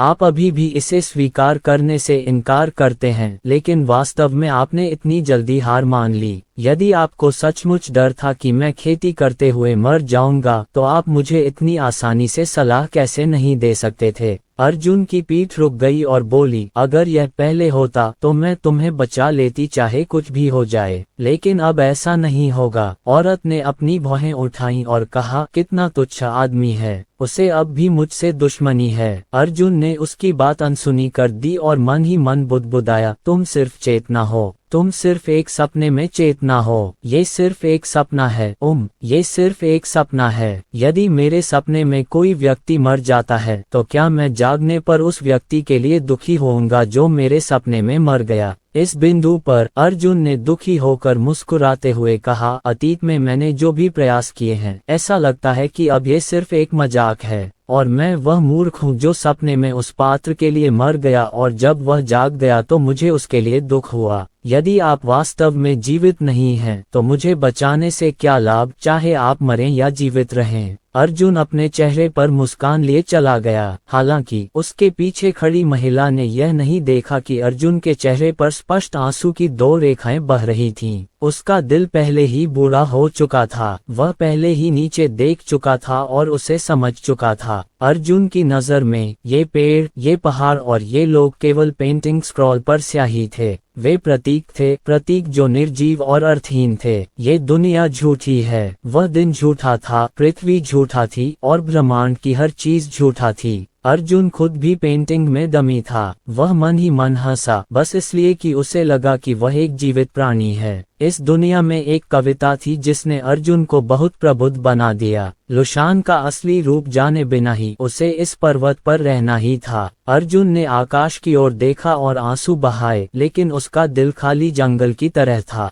वह कितने समय तक जीवित रह सकता है या कितने समय तक अस्तित्व में रह सकता है? अगर डायरी का मालिक जाग जाता तो वह और यह सब गायब हो जाता, मानो पहले कभी दिखाई ही न दिया हो, मानो पिछली रात का सपना उसके जागने के बाद फिर कभी दिखाई ही न दिया हो और उसका कोई निशान भी न बचा हो। अपने विश्व दृष्टिकोण के पतन के बाद वह पतन की ओर अग्रसर होने वाला तथा अपनी आंतरिक शक्ति का सहारा खोने वाला पहला व्यक्ति होगा। अध्याय 1796 हाउतन सैन्य शक्ति 5 महाद्वीपों का क्षेत्र। हे भगवान, एक दरार फट गई। वह काली दरार आकाश में फैली हुई थी, मानो अनंत काल तक ले जाने वाली कोई अंतहीन खाई हो। दरार से प्रकाश की घनी किरणें निकल रही थीं। इस दिन 5 महाद्वीपों के लोगों ने आसमान की ओर देखा और वह दृश्य देखा। ये दूसरी बार था जब इस दुनिया पर आक्रमण हुआ था। पहली बार ऐसा तब हुआ जब बाई कबीले ने एक विदेशी दुनिया के रूप में 5 महाद्वीपों के क्षेत्र पर घात लगाकर हमला किया और जल्दी से उस पर कब्जा कर लिया। दूसरी बार अब था, लेकिन इस बार स्थिति पहली बार से भी अधिक हताश और असहाय थी। बाई कबीले ने संसाधन तो छीन लिए, लेकिन उन्होंने मार्शल आर्ट में निपुण मार्शल कलाकारों को ही छीन लिया। उन्होंने आम नागरिकों पर हमला करना न तो कभी नफरत की और न ही उसे नकारा। उन्होंने केवल मार्शल कलाकारों को छीन लिया और ओरिजिन पिल्स को परिष्कृत किया। हालांकि इस बार जो लोग आए वे बहुत अलग थे। वे लाखों सालों से जमे हुए और धरती की सतह के नीचे दबे हुए प्राचीन टिड्डों की तरह तेजी से दौड़े।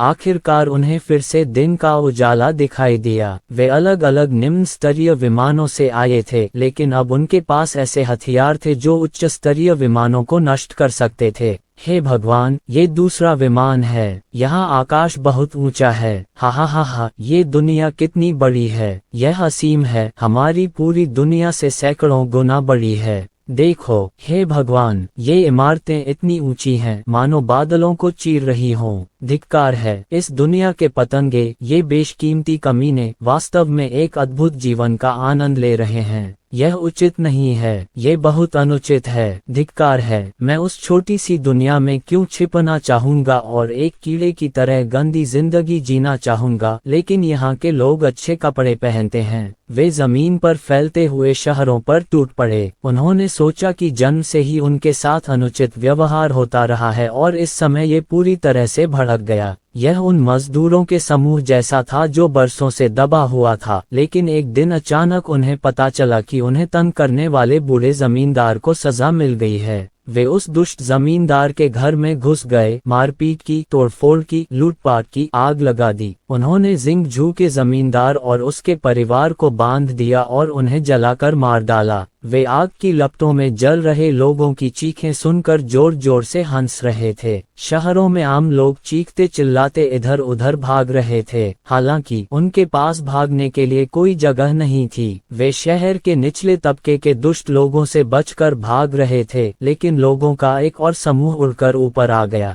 वे वापस भागे, लेकिन उनके आगे खूंखार बाघ थे और पीछे भूखे भेड़िए। हा हा हा, इस दुनिया में औरतें बहुत खूबसूरत हैं। अपने नितंब तो देखो। एक मार्शल आर्टिस्ट ने रोती और लात मारती एक महिला को गले लगाया। उसने उसकी पैंट उतारी और उसके नितंबों पर थप्पड़ मारे। उसके बगल में खड़े मार्शल कलाकार इतने उत्साहित थे कि उनकी आंखें लाल हो गईं। धिक्कार है। ये सचमुच एक ऐसी जगह है जहां पानी और मिट्टी एक दूसरे को पोषण देते हैं। हमारी दुनिया की औरतें इतनी गोरी और खूबसूरत नहीं हैं। उन्होंने पूरी तरह से अपनी विवेकशीलता खो दी और सड़कों पर महिलाओं को बेतहाशा रोका, उनके कपड़े फाड़े, दयनीय चीखों के बीच उनके साथ क्रूरता की। उन्होंने एक के बाद एक इमारतों को आग लगा दी। जो लोग बहुत अमीर दिखते थे और बहुत सुंदर कपड़े पहनते थे, उनके साथ उन्होंने दुष्ट शोषकों जैसा व्यवहार किया और उन्हें कोड़ों से बुरी तरह पीटा। एक बूढ़े आदमी को जमीन पर पटक कर आगे पीछे लुढ़काया गया। वह रो रहा था और चीख रहा था। उसका चेहरा मांस के घावों से भरा हुआ था। मैंने जीवन भर अच्छे कर्म किए हैं और अनगिनत लोगों को बचाया है। आप मेरे साथ ऐसा नहीं कर सकते। पापा, कोड़े की मार से बूढ़े आदमी का मुंह फट गया और उसके मुंह के कोने तब तक खुल गए जब तक वे उसके कानों की जड़ों तक नहीं पहुंच गए।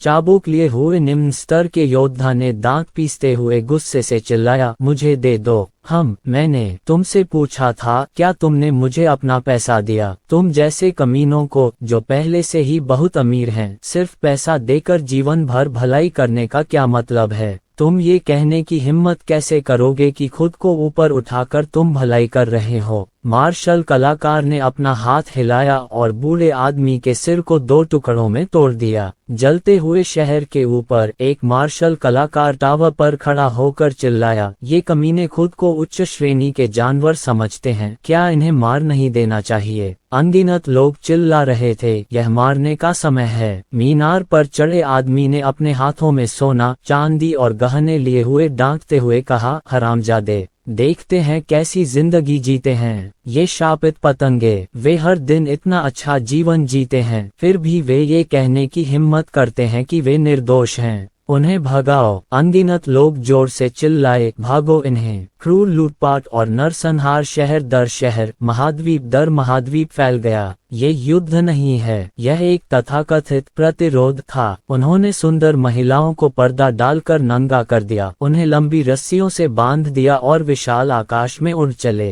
रास्ते में वे बहुत उत्साहित थे, इसलिए उन्होंने एक महिला को रस्सी से उतारकर हवा में ही उस पर हमला कर दिया। इसके बाद उन्होंने बेरहमी से उसका गला काट दिया और उसे जंगल में अकेला मरने के लिए छोड़ दिया। एक महिला ने विरोध किया। एक मार्शल आर्टिस्ट ने उस औरत के चेहरे पर जोरदार थप्पड़ जड़ दिए। मार्शल आर्टिस्ट के माथे की नसें उभर आईं और वह चिल्लाया, भाड़ में जाओ, बदबूदार छींटे। अरे क्या कमाल हो तुम लोग ऊंचे लोगों के आदमियों पर मोहित हो जाते हो। तुम लोग बहुत सहयोगी होगे, है ना? क्या मैं तुम्हें छू नहीं सकती? क्या मैं अपने निचले तल से किसी पुरुष को देख सकती हूँ? अहंकार प्रिय घमंडी कुतिया, मैं आज तुम्हारे साथ खेलने की जिद करती हूँ। देखते हैं तुम मुझे एक और मौका दे सकती हो या नहीं। बहुत ऊंचे आकाश में बादलों के ऊपर तैरती एक तीखे कानों वाली महिला नीचे जो कुछ हो रहा था उसे ठंडेपन से देख रही थी। वह हंस रही थी, लगातार हंस रही थी। ये इंसान है, हाँ, ये नीच और गंदे कीड़ों का झुंड है। ऐसी प्रजाति सहानुभूति के लायक नहीं है, ये सचमुच मरने लायक है। ची, भले ही मेरी देव जाति उन्हें मारने की पहल न करे, वे अपने ही लोगों द्वारा खेले जाने से मरने से पहले लंबे समय तक नहीं खेल पाएंगे। इस समय वह ऊंची आवाज में बोली और वह आवाज पूरी पृथ्वी पर फैल गई। अपने स्वभाव को पूरी तरह से मुक्त करो, नैतिकता से अंधे मत बनो। ईश्वर आपके पीछे खड़ा है, ये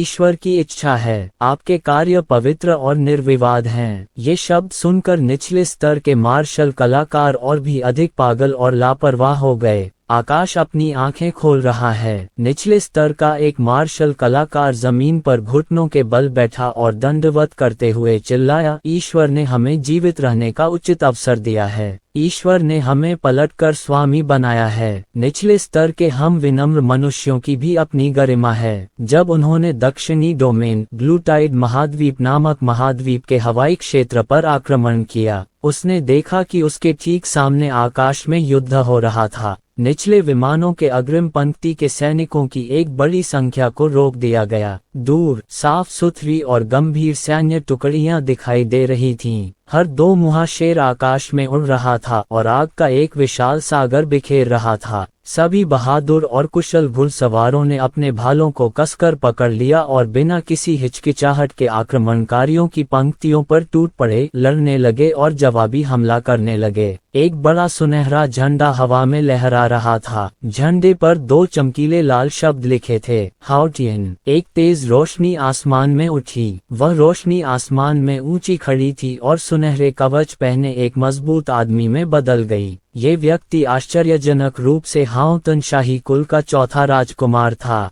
काली हाउतन सेना ने पंक्तिबद्ध होकर अपनी स्थिति बना ली। बर्फीले ठंडे हेलमेटों के भीतर ठंडी और तीखी आंखों की जोड़ी थी। हाउतियान के चौथे राजकुमार ने हाथ में एक सुनहरा भाला पकड़े हुए आकाश में कदम रखा और चिल्लाया, हाउतियान यहाँ है, कैंगलान यहाँ है। कैंगलान मर गया है, हाउतियान मर गया है। हाउतन सेना, अपनी मातृभूमि की रक्षा करने की शपथ लो, लोगों की रक्षा करने की शपथ लो। लाखों सैनिकों ने एक स्वर में गरजते हुए कहा, मैं अपनी मातृभूमि की रक्षा करने की शपथ लेता हूँ, मैं लोगों की रक्षा करने की शपथ लेता हूँ। चौथे राजकुमार ने गरजते हुए कहा, हाउतन सेना, आक्रमण करो। दोनों दुनियाओं के बीच लड़ाई छिड़ गई थी। अंत में आक्रमणकारी निम्न स्तर के योद्धा मिश्रित हो गए और जो वास्तव में दिव्य प्रतिभा से संपन्न थे वे अभी भी बहुत कम थे। दोनों पक्षों के बीच टकराव के पहले दौर में अवर विमान मार्शल कलाकारों को खदेड़ दिया गया था। अतुलनीय रूप से क्रूर हाउतन सेना एक तेज चाकू की तरह थी जो विविध योद्धाओं की पंक्तियों को भेद रही थी। ये हवा में असंख्य आक्रमणकारियों को मारने के लिए खरबूजे और सब्जियां काटने जैसा था। आसमान में खून बिखरा हुआ था और जंगल में बिखरी हुई लाशें बिखरी हुई थीं। चौथे राजकुमार ने अपने हाथ में एक बैनर उठाया और दहाड़ा, लाल ज्वाला संरचना, हमला करो। सैनिक अलग हो गए और भारी घुड़सवार सेना का एक समूह आगे बढ़ा। उनके पूरे शरीर और यहाँ तक कि उनके घोड़े भी भारी कवच में लिपटे हुए थे। फुसफुसाओ, पियो। जब चौथे राजकुमार ने आदेश दिया तो भारी घुड़सवार सेना ने तुरंत आकाश को हिला देने वाली गर्जना की और भीड़ पर भयंकर रूप से टूट पड़ी। भारी घुड़सवारों का ये समूह अग्नि प्रधान योद्धाओं से युक्त था। उनके हाथों में अग्नि प्रधान भारी भाले थे। जैसे ही वे भीड़ पर हमला करते वे तुरंत आग की लपटों में घिर जाते। जले हुए निम्न स्तरीय योद्धाओं का समूह दयनीय रूप से चीख उठा। उनमें से प्रत्येक ने अपने सिर को गले लगाया और अपनी जलती हुई लाशों को उठाए हुए हवा में बिना सिर वाली मक्खियों की तरह उड़ रहे थे।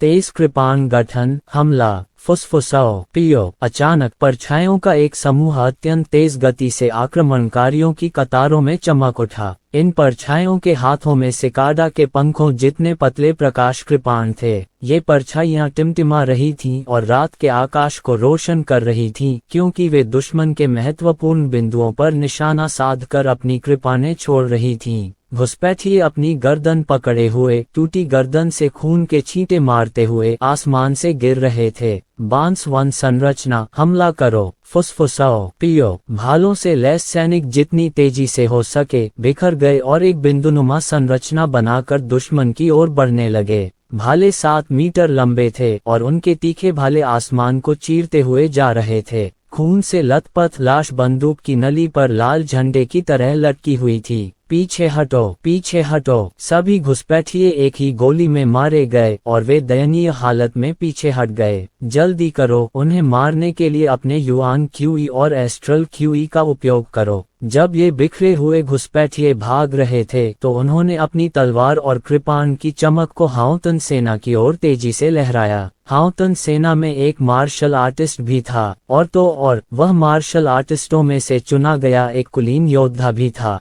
चौथा राजकुमार चिल्लाया, बाधा निर्माण, रक्षा करो, फुसफुसाओ, पियो। हजारों हटे कट्टे सैनिक तुरंत आगे की पंक्ति में आ गए। उनके हाथ में 10 मीटर लंबी और 5 मीटर चौड़ी भारी अंडाकार ढालें थीं। ढाल का एक किनारा दीवार की तरह जमा हो गया था। अराजक कृपाण प्रकाश और तलवार प्रकाश एक के बाद एक ढाल की दीवार में घुस गए, जिससे एक जोरदार झनकार की आवाज पैदा हुई। चौथे राजकुमार ने उस घुसपैठिए की ओर देखा जो दूर भाग गया था। उसकी आंखों में एक ठंडी चमक थी और वह चिल्लाया, जब तक मैं हाउतियान का चौथा राजकुमार एक दिन भी जीवित हूँ तुम नीला पानी में प्रवेश नहीं कर पाओगे। तुम्हारी हिम्मत कैसे हुई मेरी प्रजा की एक उंगली छूने की? मैं चाहता हूँ कि तुम बिना किसी नुकसान के मरो। शरीर, पृथ्वी। ये कहने के बाद चौथे राजकुमार ने चिल्ला कर पूछा, लाइट कैवेलरी कहाँ है? हाँ, सैन्य शक्ति बढ़ गई और भीड़ में से कई हल्के घुड़सवार निकल आए।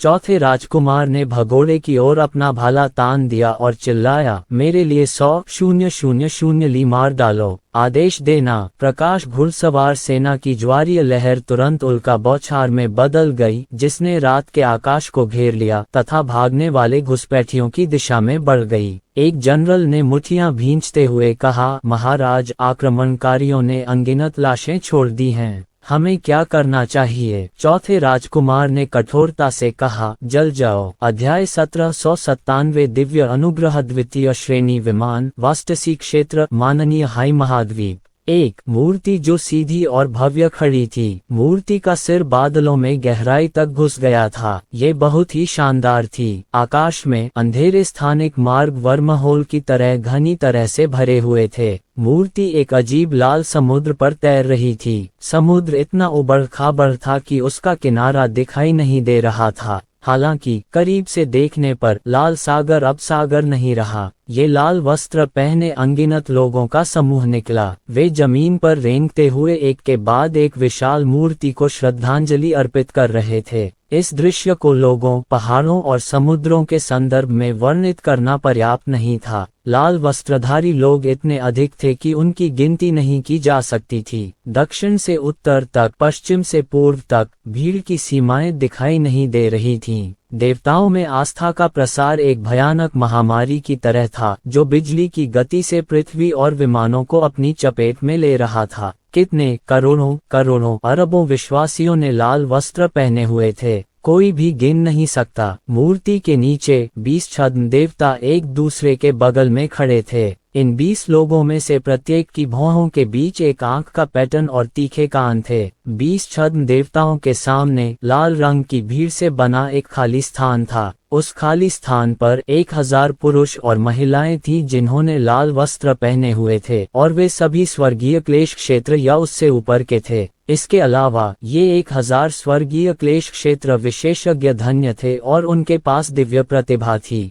इतनी बड़ी भीड़ में एक भी व्यक्ति नहीं बोला। घुटनों के बल बैठने से होने वाली हवा की आवाज के अलावा और कोई आवाज नहीं थी। अनगिनत लोग चुपचाप जमीन पर घुटनों के बल बैठ गए, अपने हाथ ऊपर उठाकर गहराई से झुके, अपने हाथ ऊपर उठाकर फिर से झुके। ये दृश्य विचित्र एवं भयावह था। 20 छद्म देवता बहुत संतुष्ट थे और उन सभी के चेहरों पर मुस्कान थी। अंदर से एक छद्म देवता निकला। इस छद्म देवता का रूप बिल्कुल उस विशाल मूर्ति जैसा ही था। ये स्पष्ट था कि यह मूर्ति उसी पर आधारित थी। उन्होंने हजारों स्वर्गीय क्लेश क्षेत्र विशेषज्ञों पर अपनी नजर घुमाई और सिर हिलाया। पिछले महीने में हम देव जाति 633 विमानों से गुजरे हैं और आपको हजारों स्वर्गीय क्लेश क्षेत्र मार्शल कलाकारों को पाया है। यही वह सब है जो देव जाति ने 600 से अधिक प्रमुख विमानों में उनकी सबसे तेज गति पर पाया है। हजारों स्वर्गीय क्लेश युद्ध अभ्यासियों ने तुरंत सिर झुकाकर चिल्लाया, मेरा ईश्वर अमर है। उनके चेहरे पर कट्टरता के भाव थे जो सिर की त्वचा को सुन्न कर देते थे। छद्म देवता ने सिर हिलाया और कहा, अगले कुछ दिनों में हमारी देव जाति अलग अलग लोकों में जाती रहेगी। हालांकि स्वर्गीय क्लेश के विश्वासियों को स्वीकार करने की गति इतनी तेज नहीं होनी चाहिए और यह केवल बिगड़ती ही जाएगी। असल में जो आसानी से मिल जाते हैं वे लगभग वही हैं, बाकी को धीरे धीरे खोजना है। अब स्वर्गीय क्लेश के विश्वासियों की संख्या बढ़ाने के लिए उन्हें खोजने की पद्धति पर निर्भर रहना उचित नहीं है। कई विश्वासी रुक गए और परमेश्वर की बात ध्यान से सुनने लगे। छद्म देवता ने अपना हाथ हिलाया और कहा, चूंकि हम केवल खोजने से ही अधिक स्वर्गीय क्लेश विश्वासियों को नहीं पा सकते, इसलिए हमें आगे जो करने की आवश्यकता है वह ये है कि अधिक मार्शल संत विश्वासियों को स्वर्गीय क्लेश क्षेत्र में आगे बढ़ने दिया जाए। मेरी देव जाति की सुरक्षा से आप धन्य हैं। ये सुनकर विश्वासी बहुत खुश हुए। वे पागलों की तरह जमीन पर गिरकर प्रणाम करने लगे, जिससे जमीन हिलने लगी। छद्म देवता ने अपने हाथ ऊपर उठाए और कहा, मेरे अनुयायियों, जब तक तुम्हारे हृदय भक्तिपूर्ण हैं, जब तक तुम्हें परमेश्वर पर विश्वास है, तब तक सभी को स्वर्गीय क्लेश क्षेत्र में प्रवेश करने का अवसर मिलेगा। मेरा ईश्वर अमर है। अनगिनत विश्वासियों ने एक साथ चिल्लाकर कहा। छद्म देवता ने आकाश की ओर इशारा करते हुए कहा, दूरी पर पवित्र क्षेत्र नामक एक स्थान है। वहाँ एक शाश्वत गुप्त क्षेत्र है जो पवित्र आत्मा पत्थरों से समृद्ध है। आप में से बहुत से लोग इस समाचार के बारे में पहले से ही जानते हैं, लेकिन आप में से बहुत कम लोग वहां गए हैं। इसका कारण यह है कि इसे हमेशा उच्चतर विमानों के योद्धाओं द्वारा नियंत्रित किया गया है, लेकिन निकट भविष्य में संत क्षेत्र भी दिव्य प्रकाश से नहाया हुआ होगा। ठीक है, मैंने तुम्हें क्या करने को कहा था, तुमने कैसा किया? हजारों लोगों ने जल्दी से अपने सिर उठाए और आगे बढ़ने की कोशिश की। छद्म देवता ने हाथ हिलाकर कहा, एक एक करके आओ। स्वर्गीय क्लेश क्षेत्र का एक मार्शल कलाकार उत्साह से आगे बढ़ा। उसने अपनी छाती से एक छोटी बोतल निकाली और दोनों हाथों से छद्म देवता को थमा दी। उसने कहा, हे भगवान, मैंने 3 महीने तक हमारे विमान की खोज की और आखिरकार आपके लिए एक शुद्ध हृदय खोज निकाला।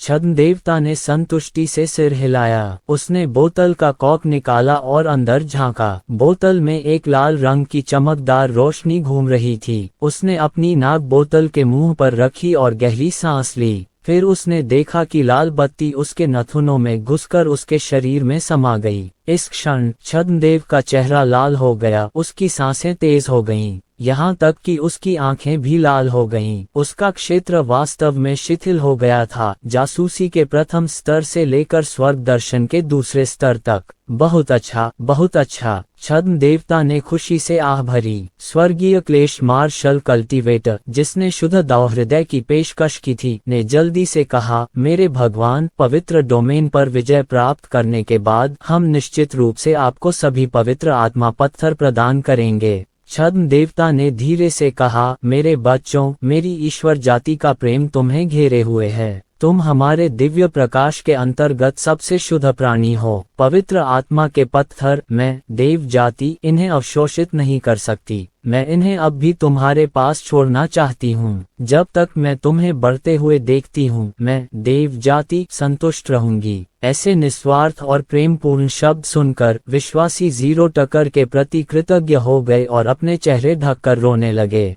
हजारों स्वर्गीय क्लेश क्षेत्र के मार्शल कलाकारों के बीच एक महिला थी जिसने अपनी मुट्ठियां कसकर भींच रखी थी। उसकी आंखों में आंसू थे क्योंकि वह कट्टर आंखों से कई झूठे देवताओं को देख रही थी। उसकी आंखें दृढ़ और चमकदार थीं। उसने दांत पीसकर धीमी आवाज में कसम खाई, देवता कितने महान और प्रेम में हैं। मैं युवेन होंगलियन इसी जीवन में अपने ईश्वर के प्रति वफादार रहूंगी। मैं अपने ईश्वर को प्रकाशित करने के लिए अपना जीवन जला दूंगी और ऐसा करने में मुझे कोई हिचकिचाहट नहीं होगी। छद्म देवता ने सिर हिलाया और एक अन्य स्वर्गीय क्लेश मार्शल कलाकार ने अपना दाव हृदय अर्पित करने के लिए आगे कदम बढ़ाया। एक स्वर्गीय क्लेश मार्शल कलाकार ने उत्साह से कहा, हे भगवान, मैंने 3 महीने तक हमारे विमान की खोज की है और कुल 2 शुद्ध दावहॉट पाए हैं। छद्म देवता बहुत खुश हुआ। उसने छोटी बोतल ली और दोनों दाव हृदयों को अपने में समाहित कर लिया। हालांकि उसका क्षेत्र एक ही झटके में स्वर्ग स्काय के दूसरे स्तर से चौथे स्तर तक बढ़ गया था।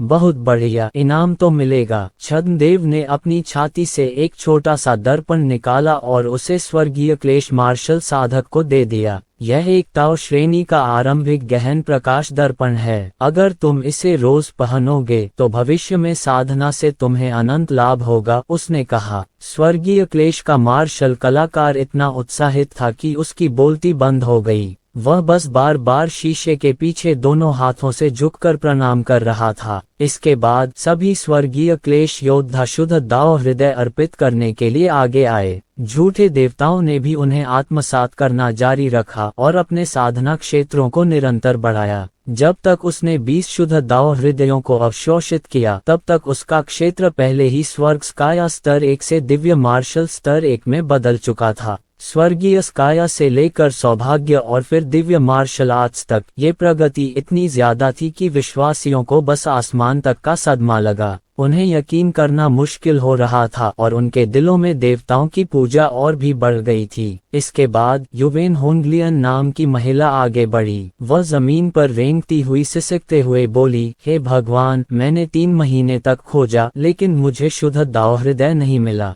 छद्म देवता ने आह भरी और कहा, मैं तुम्हें दोष नहीं देता। शुद्ध दाव हृदय कितना दुर्लभ है। मेरे देव रेस तुमसे बहुत प्यार करते हैं और तुम पर दया करते हैं मेरे बच्चों। हालांकि राज्य के कानून ईश्वरीय हैं, मैं केवल तुम्हें दंड दे सकता हूँ। युवेन होंगलियन ने चिल्लाकर सिर हिलाया, कृपया मुझे सजा दीजिए। छद्म देवता ने एक हल्का कोड़ा निकाला और युवेन होंगलियन के शरीर पर थप्पड़ मारे। उसने अपनी साधना शक्ति से प्रतिरोध करने की हिम्मत नहीं की। उसे तब तक पीटा गया जब तक उसकी पीठ के मांस के टुकड़े नहीं फट गए और खून बहने लगा। लेकिन झूठे भगवान ने रोते हुए कहा, मेरे बच्चे, तुम्हें मारो, मेरे दिल में दर्द है। युवेन होंगलियन ने दांत पीस लिए और उसकी आंखों में आंसू आ गए। उसने कहा, हे भगवान, मेरे लिए दुखी मत होइए। मैं तो बस एक मामूली इंसान और एक धर्मनिष्ठ आस्तिक हूँ। मैं आपके अनमोल आंसुओं के लायक नहीं हूँ। अनगिनत विश्वासी दर्द से चिल्ला उठे, हे मेरे परमेश्वर, कृपया शोक मत करो। अध्याय 1798 शुद्ध दाव हृदय। छद्म देवता ने अपनी आंखें बंद कर लीं और उसके गालों से आंसू बहते रहे। आंसू बहाते हुए उसने दर्द सहा और युवान लाल कमल पर कोड़े मारे। यह महिला इतनी जिद्दी थी कि उसने अपने दांत भींच लिए और दबी हुई आवाज भी नहीं निकाली। हर बार जब कोड़ा उस पर पड़ता तो वह मन ही मन खुद को धिक्कारती। क्योंकि वह बेकार थी, इसलिए उसने परमेश्वर को निराश किया। हर बार जब कोड़ा उस पर पड़ता तो वह मन ही मन कसम खाती कि वह भविष्य में अपना जीवन देवताओं को समर्पित कर देगी और उन्हें कभी निराश नहीं करेगी। अनगिनत विश्वासियों के बीच उसकी आंखें सबसे दृढ़ और कट्टर थीं।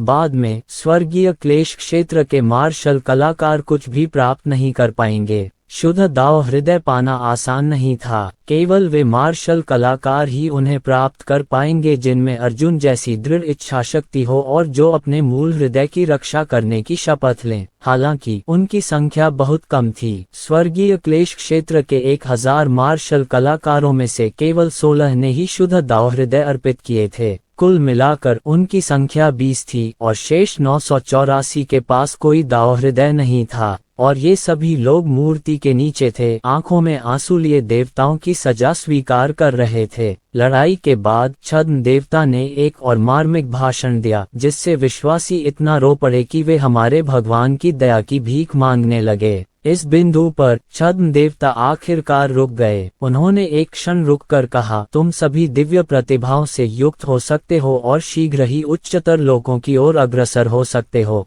हालांकि प्रतिभा और क्षेत्र अभी भी पर्याप्त नहीं हैं। हर किसी के पास दिव्य प्रतिभा और उच्च क्षेत्र होने के बाद लड़ने की क्षमता विशेष रूप से महत्वपूर्ण है। विश्वासी, हाँ, अनगिनत विश्वासियों ने जल्दी से उत्तर दिया। छद्म देवता ने कहा, जाओ और मेरे लिए उन्हें खोजो। सभी विमानों में जाओ और उत्कृष्ट युद्ध प्रतिभा वाले लोगों की खोज करो। मुझे प्रतिभा की परवाह नहीं है, मैं उन्हें दिव्य प्रतिभा प्रदान कर सकता हूँ। मुझे लोगों की परवाह नहीं है, मैं एक साधारण व्यक्ति को सर्वोच्च स्वर्गीय क्लेश विशेषज्ञ बना सकता हूँ। जब तक मुझ में उत्कृष्ट युद्ध प्रतिभा है, मुझे लड़ने के लिए स्वर्ग के गौरवशाली पुत्र के रूप में जन्म लेना होगा। हाँ, विश्वासियों ने ऊंची आवाज में उत्तर दिया। छद्म देवता ने कहा, अभी मत जाओ, एक और काम है जो करना जरूरी है। अब छद्म देवता ने 1000 स्वर्गीय क्लेश क्षेत्र के मार्शल कलाकारों की ओर देखा और कहा, आप हजारों स्वर्गीय क्लेश क्षेत्र के मार्शल कलाकार यहाँ एक अराजक लड़ाई लड़ रहे हैं। हमें यह निर्धारित करना होगा कि कौन श्रेष्ठ है और कौन निम्न। हाँ, मेरे परमेश्वर। हजारों स्वर्गीय क्लेश मार्शल कलाकारों ने तुरंत अपने हथियार निकाल लिए और बिना किसी हिचकिचाहट के वे आपस में लड़ने लगे। एक क्षण के लिए कृपाण की रोशनी और तलवार की परछाई ने आकाश और पृथ्वी को हिला दिया। उनकी ईश्वर भक्ति चरम पर पहुंच गई थी। उन्होंने ये भी नहीं पूछा कि ईश्वर उनसे क्या चाहते हैं और तुरंत उनके आदेश का पालन किया। इन हजारों युद्ध कलाकारों में से प्रत्येक के साधना क्षेत्र समान थे और उन सभी में एक ही समय में दिव्य प्रतिभा विद्यमान थी। इस आधार पर युद्ध संबंधी जागरूकता, कौशल, अनुभव और मौके पर निर्णय, यदि सबसे महत्वपूर्ण नहीं तो सबसे महत्वपूर्ण, जीत का कारक बन गए।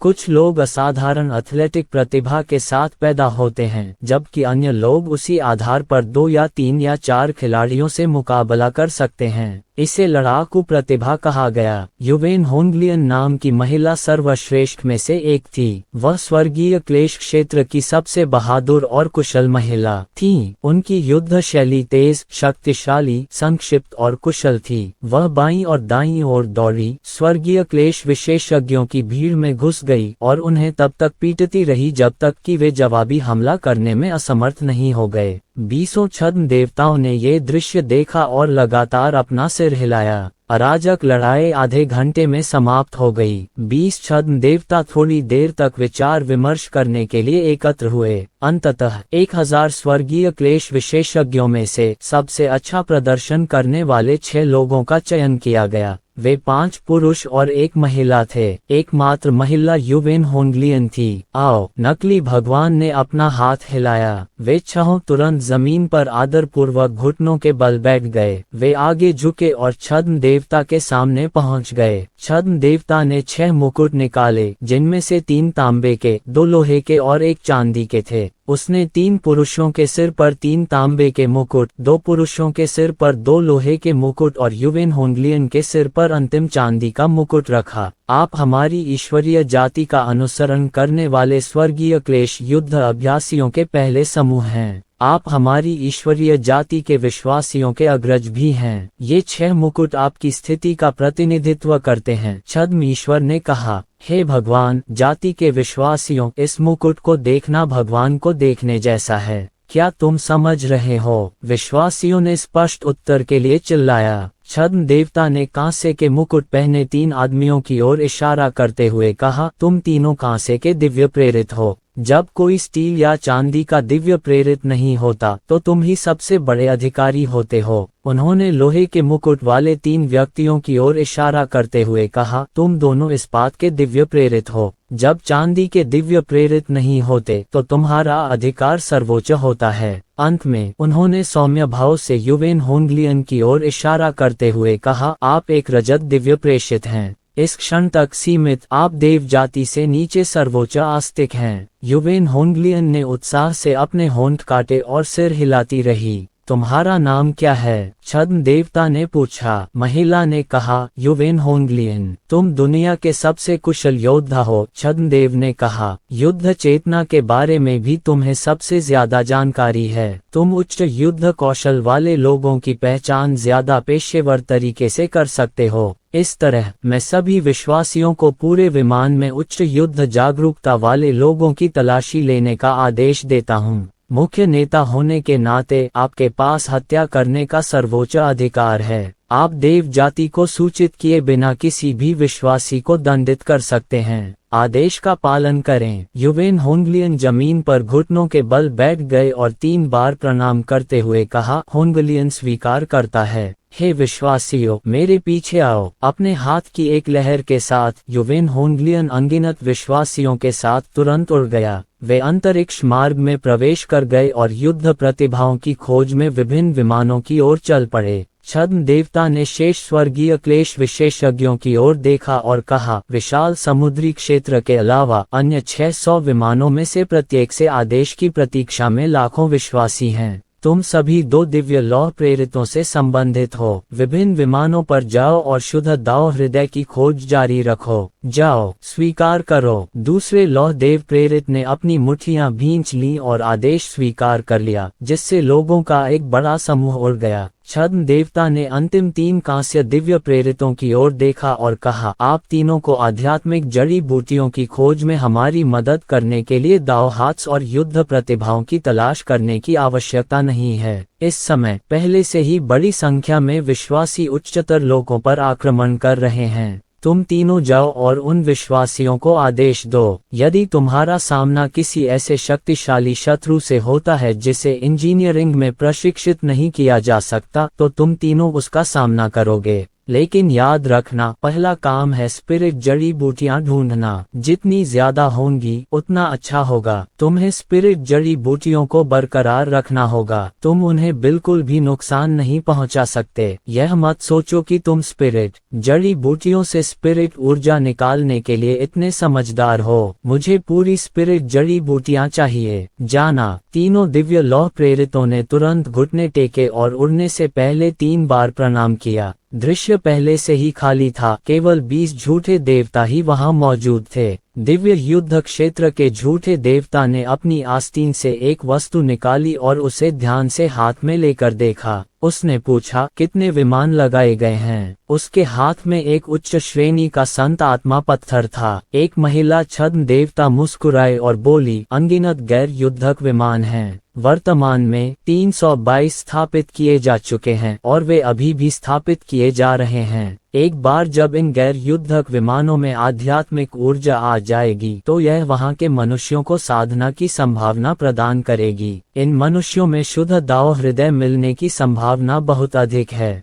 दिव्य मार्शल छद्म भगवान ने सिर हिलाया। उन्होंने एक साफ उच्च श्रेणी के संत आत्मा पत्थर को अवशोषित करने की कोशिश की। फिर उसने अपना सिर हिलाया और कहा, यह अभी भी संभव नहीं है। ऐसा लगता है कि हमारी देव जाति पवित्र आत्मा पत्थरों को अवशोषित करके अपनी साधना को उन्नत करने में असमर्थ है। यदि आप अधिक शक्तिशाली बनना चाहते हैं तो आपको अपने दाव हृदय को शुद्ध करना होगा। अध्याय 1799 महान निकासी। इस समय अन्य 19 झूठे देवताओं के भाव थोड़े बदल गए। सब ने सिर नीचे करके अपने हाथों को देखा। उन्होंने पाया कि उनके हाथ धीरे धीरे पारदर्शी होते जा रहे थे। दिव्य मार्शल क्षेत्र छद्म देवता, जो मूर्ति के समान ही दिखते थे, ने भौहें चढ़ाई और कहा, क्या इस स्वप्न लोक के स्वामी ने इसे फिर से खोज लिया। महिला छद्म देवता ने सिर हिलाया और कहा, हम बहुत लंबे समय से उसके सपनों की दुनिया में रह रहे हैं। आखिरकार हम वो लोग नहीं हैं जिन्हें उसके सपने में आना चाहिए था। वह जितना अधिक समय तक रहेगा, वह हमारे लिए उतना ही अधिक घृणित हो जाएगा और हमें ढूंढना उतना ही आसान हो जाएगा। विश्वासियों की आस्था शक्ति ने पहले ही उसकी आंखें अंधी कर दी हैं, लेकिन हम यहाँ बहुत लंबे समय से हैं।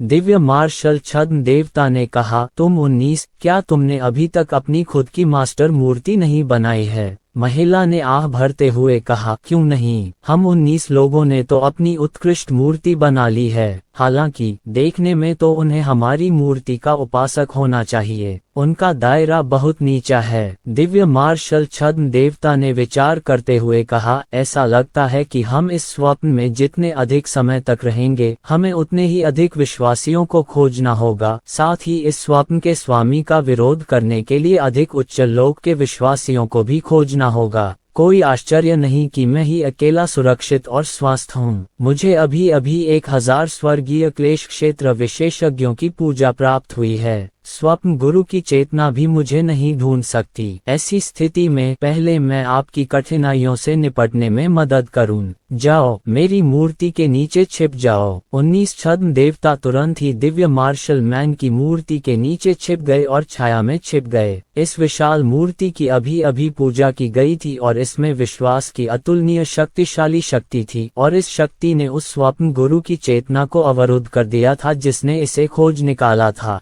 कुछ ही देर बाद 19 लोगों ने बाहर जाने की कोशिश की और सिर हिलाकर कहा, वे पहले ही जा चुके हैं। शेनवो आदमी ने कहा, हमें जल्दी करना होगा और इन मूर्ख मनुष्यों के दायरे को बढ़ाना होगा। केवल उनके दायरे को बढ़ाकर ही हम सुरक्षित रह सकते हैं। महिला ने दांत पीसते हुए कहा, मैं सचमुच अनिच्छुक हूँ। मैं स्पष्ट रूप से उन सभी शापित मनुष्यों को मारना चाहती हूँ, लेकिन मैं अभी भी उनसे गहरा प्यार करने का दिखावा करती हूँ। ये गंदे सरीसृप मेरे पैरों के नीचे रेंगने के लायक हैं। तभी उस स्त्री की आंखों में एक भयंकर चमक चमक उठी। उसने कहा, एक दिन जब मैं पर्याप्त संख्या में 9वें स्तर के स्वर्गीय क्लेश योद्धाओं को इकट्ठा कर लूंगी और जब स्वप्न गुरु अपना छिपने का स्थान बताएगा, तो मैं स्वयं इन गंदे स्वप्न मनुष्यों के समूह का विनाश कर दूंगी। मैं चाहता हूं कि वे मर जाएं। दिव्य मार्शल छद्म देवता ने व्यंग्य किया, मैं आपकी भावनाओं को समझता हूं, लेकिन अब मुझे इसे सहना होगा। 5 महाद्वीप क्षेत्र ब्लू टाइड महाद्वीप। आकाश में एक विशाल स्थानिक दरार थी। अनगिनत विशाल उड़ान नौकाएं विभिन्न शहरों में खड़ी थीं और डॉन के नागरिक अपने परिवारों के साथ उड़ान नौकाओं पर चढ़ने के लिए कतारों में खड़े थे। इन विशाल उड़ने वाले जहाजों को पूरी तरह से घेरने के लिए संशोधित किया गया था। जब वे नागरिकों से भर गए तो एक दिव्य मार्शल क्षेत्र का मार्शल कलाकार जहाज पर खड़ा हो गया। उसने अपनी दिव्य सूक्ष्म क्यूई का उपयोग करके पूरे जहाज को घेर लिया और फिर उड़ने वाला जहाज लड़खड़ाते हुए आकाश में ऊपर उड़ गया। एक के बाद एक उड़ते हुए जहाज बादलों के बीच से गुजरे और गायब होने से पहले विशाल अंतरिक्षीय दरार में प्रवेश कर गए। शहर और छोटे कस्बे खाली हो रहे थे। आकाश में स्टार गिल्ड एम्पायरियन गैलेक्सी का वर्तमान अध्यक्ष अपने हाथ पीछे करके खड़ा था। उसके बगल में 2 और लोग खड़े थे। एक हाउतन साम्राज्य का चौथा राजकुमार था और दूसरा हुआंगपो अभिजात वर्ग का कुल हुआंगपो सागर राजा।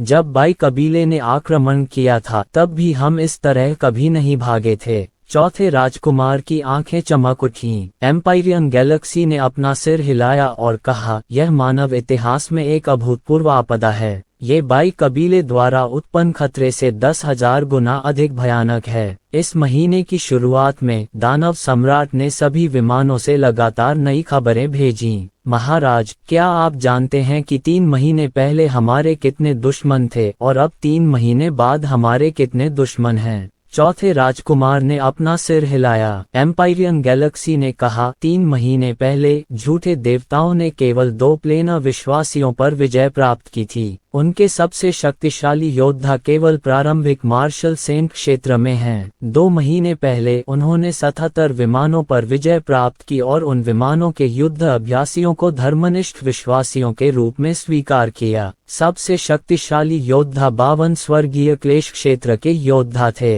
1 महीने पहले उन्होंने 120 विमानों पर विजय प्राप्त की थी। उनके पास पहले से ही 205 स्वर्गीय क्लेश क्षेत्र के विश्वासी हैं। उन्होंने परसों ही जो समाचार भेजा है वह ये है कि इस महीने उनके द्वारा जीते गए विमानों की संख्या 600 से अधिक हो चुकी है। उनके पास स्वर्गीय क्लेश क्षेत्र के विश्वासियों की संख्या अनुमानतः 850 से अधिक हो चुकी है। चौथा राजकुमार सुन रहा था। उसके चेहरे पर इतनी गंभीरता पहले कभी नहीं थी। एम्पायरियन गैलेक्सी ने उत्तर की ओर इशारा करते हुए कहा, 3 दिन पहले आपने निम्न स्तर के योद्धाओं के एक समूह के खिलाफ लड़ाई लड़ी थी और एक बड़ी जीत हासिल की थी। हालांकि आपको पता होना चाहिए कि वे सभी हमारे दुश्मन नहीं हैं। 600 विमानों में कितने मार्शल कलाकार होंगे? 1 अरब, 10 अरब, 100 अरब। एम्पायरियन गैलेक्सी ने अपना सिर हिलाया और आह भरी। छद्म देवताओं के अनुयायियों की संख्या तेजी से बढ़ रही है। हम उन्हें तब तक नहीं रोक सकते जब तक वे 5 महाद्वीपों के क्षेत्र पर कब्जा करने का मन नहीं बना लेते। विश्वासियों की संख्या पूरे दक्षिणी क्षेत्र को कवर कर सकती है। यहाँ भी एम्पायरियन गैलेक्सी ने नीचे की ओर इशारा करते हुए कहा, हमें पक्की खबर मिली है। पिछले कुछ दिनों में 100 से ज्यादा तृतीय श्रेणी के संप्रदाय ब्लू टाइड महाद्वीप से भागकर झूठे देवताओं के आगोश में चले गए हैं। चौथा राजकुमार दुखी होकर मुस्कुराया, ये कृतघ्न लोग, वे भूल गए हैं कि किसने उन्हें बिना किसी शर्त के स्वीकार किया था और उन्हें ब्लू वेव महाद्वीप के पंखों के संरक्षण में छिपने दिया था, जिससे वे बाई कबीले की लूट से बच सके।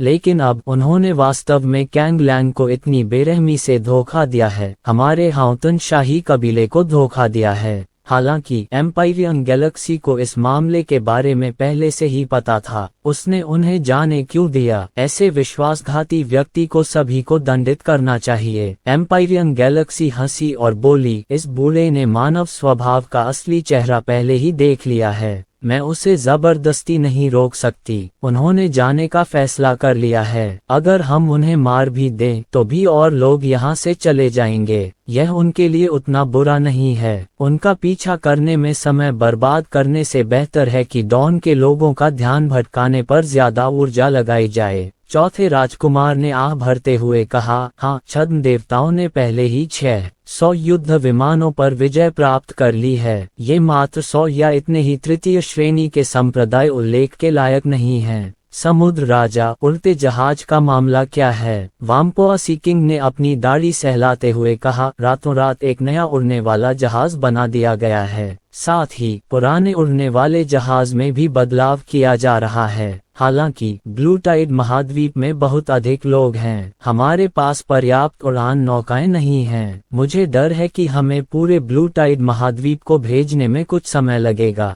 चौथे राजकुमार ने सिर हिलाया और कहा, हाँ, ये समुद्र राजा के लिए कठिन है। साधारण लोग शून्य में जीवित नहीं रह सकते। उन्हें उड़ने वाले जहाज को पूरी तरह से बंद जहाज में बदलना होगा। इसके अलावा उन्हें अकेले ही अनुरक्षण करने के लिए एक उच्च स्तरीय मार्शल कलाकार की आवश्यकता है। यह एक बड़ी परियोजना है। हुआन पुसीकिंग ने कहा, हाल ही में कई बदलाव हुए हैं। हमें नागरिकों को ले जाने के लिए और समय चाहिए। हमें जहाज का पीछा करने के लिए और अधिक उच्च स्तरीय मार्शल कलाकारों की जरूरत है। दुर्भाग्य से प्रत्येक मार्शल कलाकार केवल एक ही उड़ते हुए जहाज का अनुरक्षण कर सकता है। विदेशी दुश्मनों का विरोध करने में महामहिम का साथ देने के लिए हमारे पास और कोई आदमी नहीं है। मैं बस यही उम्मीद करता हूं कि महामहिम डटे रहें और देश के बाहर दुश्मनों को रोक सकें, ताकि जितना हो सके उतना समय मिल सके। चौथे राजकुमार ने सिर हिलाया, चिंता मत करो, ये हमारा हाउतन शाही कबीला है और हमारी हाउतन सेना का कर्तव्य भी है। अध्याय 1805 दिव्य ग्रेड चीन। रात में अर्जुन ने आकाश की ओर देखा और अंततः आह भरी। छोटी गौरैया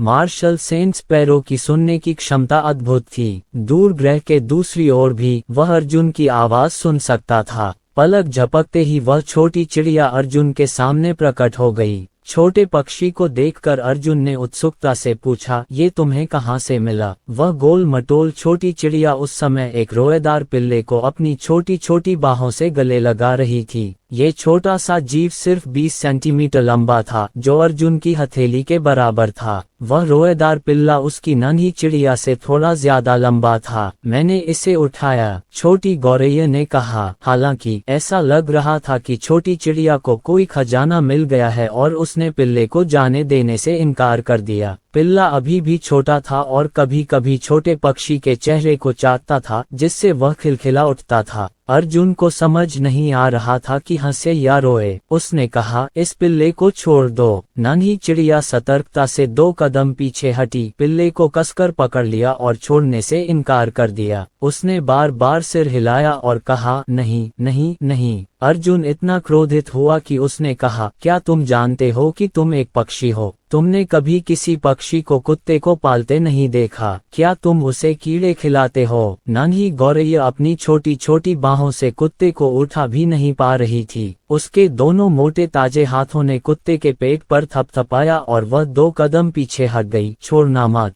अर्जुन ने कहा, छोटे कमीने, तुम इतनी कम उम्र में ही विद्रोही अवस्था में हो। ठीक है, मैंने तुम्हें इसे फेंकने के लिए नहीं कहा था। चलो इसे सराय में रख देते हैं और पहले इसे ऊपर उठा लेते हैं। हमें कुछ काम है, इसलिए पहले चलते हैं। जब हम वापस आएंगे तो तुम इसे ऊपर उठा लेना। तभी छोटी चिड़िया ने अनिच्छा से पिल्ले को नीचे रखा, पिल्ले के सामने 10 बड़े कीड़े रख दिए और पिल्ले के सिर पर थपथपाते हुए कहा, मैं इंतजार कर रही हूँ, मैं तुम्हें वापस लाऊंगी। अच्छा रहो। पिल्ला ने पक्षी के शरीर पर अपना सिर झुका लिया, जिससे वह बहुत अंतरंग प्रतीत हो रहा था। अर्जुन ने असहाय भाव से अपना सिर हिलाया और कहा, चलो चलें, मुझे बिजली में लपेट लें और अंतरिक्ष में प्रवेश करें। चलो 6 सम्राटों की दुनिया में चलें। नन्ही चिड़िया ने अर्जुन को घेरने के लिए बिजली छोड़ी। आसमान में ऊंचा उड़ने के बाद वह अंतरिक्ष में जा गिरी और तेजी से अंदर की ओर दौड़ पड़ी। क्यों, क्या तुम अब भी वायुया को देखना चाहते हो? बड़े सांप ने कहा। अर्जुन ने कहा, हाल ही में कुछ अजीब हुआ है। वह रहस्यमय आदमी और दाव हॉट निकालने का अजीब व्यवहार, ये सब असाधारण है।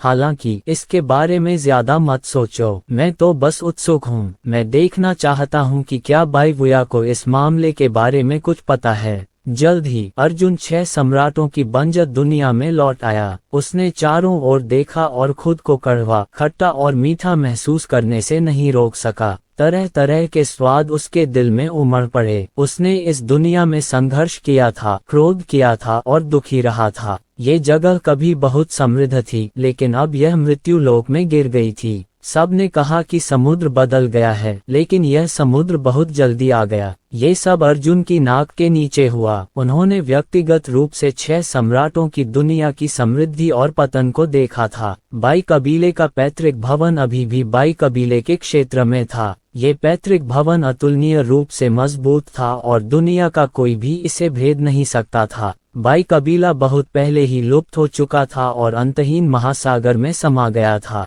एक समय अर्जुन और उसके बीच मनमुटाव था, लेकिन अब वह भी अतीत की बात हो गई है। अर्जुन ने अपना सिर हिलाया और पैतृक हॉल में चला गया। वायुया की मूर्ति अभी भी पैतृक हॉल में खड़ी थी, कई वर्षों तक बिना किसी बदलाव के। इस समय अर्जुन उस आत्मा के उतार चढ़ाव को महसूस कर सकता था जिसे बाई ने उसके शरीर में छोड़ दिया था। इसके तुरंत बाद वायुया की मूर्ति वास्तव में जीवंत हो उठी। स्थानांतरित। अर्जुन ने भौहें चढ़ाईं। क्या चल रहा है? बड़े सांप ने पूछा। अर्जुन ने मूर्ति की ओर इशारा करते हुए कहा, इसने अपनी आंखें खोल ली हैं। सांप बोला, मैंने इसे क्यों नहीं देखा? शायद ये तुम्हारा भ्रम था या श्वेत नदी द्वारा तुम्हारे शरीर में छोड़ी गई आत्मा का अवशेष था, जिससे केवल तुम ही इस मूर्ति में हुए परिवर्तन देख सकते हो। क्या हम इसीलिए यहाँ नहीं हैं? और अचानक मूर्ति ने अपनी आंखें खोलीं। वह चबूतरे से नीचे उतरा और अर्जुन की ओर एक हल्की सी मुस्कान के साथ देखा। अर्जुन ने मन ही मन आह भरी। उसके सामने खड़ा व्यक्ति आधुनिक मार्शल आर्ट का संस्थापक था, महान मार्शल आर्ट ग्रैंड मास्टर्स की एक पीढ़ी। मु चेन, तुम अभी भी यहाँ हो? अर्जुन ने सिर हिलाया, आ रहा हूँ। वायुया मुस्कुराई और बोली, तुम अभी भी अपनी चिंताओं को छोड़ नहीं पा रही हो और अभी भी इस दुनिया के लिए लड़ने को तैयार हो। मुझे हमेशा से पता था कि तुम ऐसी ही इंसान हो और तुम कभी नहीं बदलोगी। अर्जुन आत्महीनता से हंसा, तुम सचमुच इसके बारे में बहुत ज्यादा सोचते हो। इस दुनिया में कोई अर्जुन नहीं है। मैं तो बस अपनी शंकाओं को शांत करने के लिए शुद्ध जिज्ञासा रख रहा हूँ।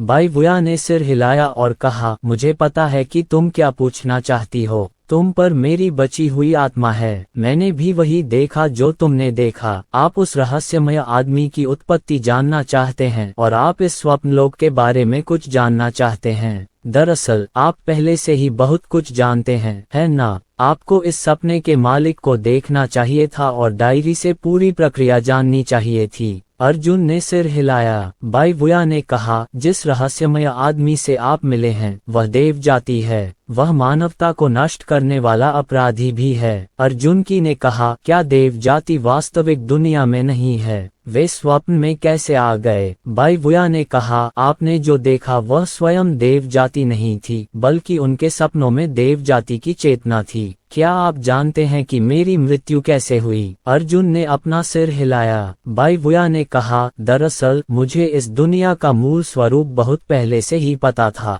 लगभग 2000 साल पहले देव जाति की स्वप्न चेतना के एक समूह ने हमारे स्वप्न जगत में घुसपैठ करने का प्रयास किया था। मैंने देखा कि इस सपने के स्वामी के साथ मेरी संक्षिप्त बातचीत भी हुई थी। मैंने अपने शरीर और अपने जीवन का उपयोग 100,000 देव जाति की स्वप्नलोक चेतना को दबाने और उन्हें 2 सपनों से रोकने के लिए किया। तो उन्होंने 2000 साल पहले इस जगह पर आक्रमण करने की कोशिश की थी, अर्जुन ने सोचते हुए कहा। बाईवुया ने अपना सिर हिलाया। दरअसल यह ज्यादा समय पहले की बात नहीं है। वास्तविक दुनिया की तुलना में उनकी समय रेखा हमारी स्वप्न दुनिया से अलग है। ये बहुत जटिल है, इसलिए मैं आपको इसके बारे में विस्तार से नहीं बताऊंगा। चलिए मैं सीधे मुद्दे पर आता हूँ। मैंने 100,000 देव जाति की स्वप्न दृश्य चेतना को दबा दिया था, लेकिन मैं 2000 साल पहले मर गया था और मरने से पहले मैंने जो शक्ति छोड़ी थी वह धीरे धीरे कमजोर हो रही है। अभी हाल ही में ईश्वर जाति की चेतना की एक छोटी सी मात्रा मेरे दमन और पैतृक हॉल से बच निकली।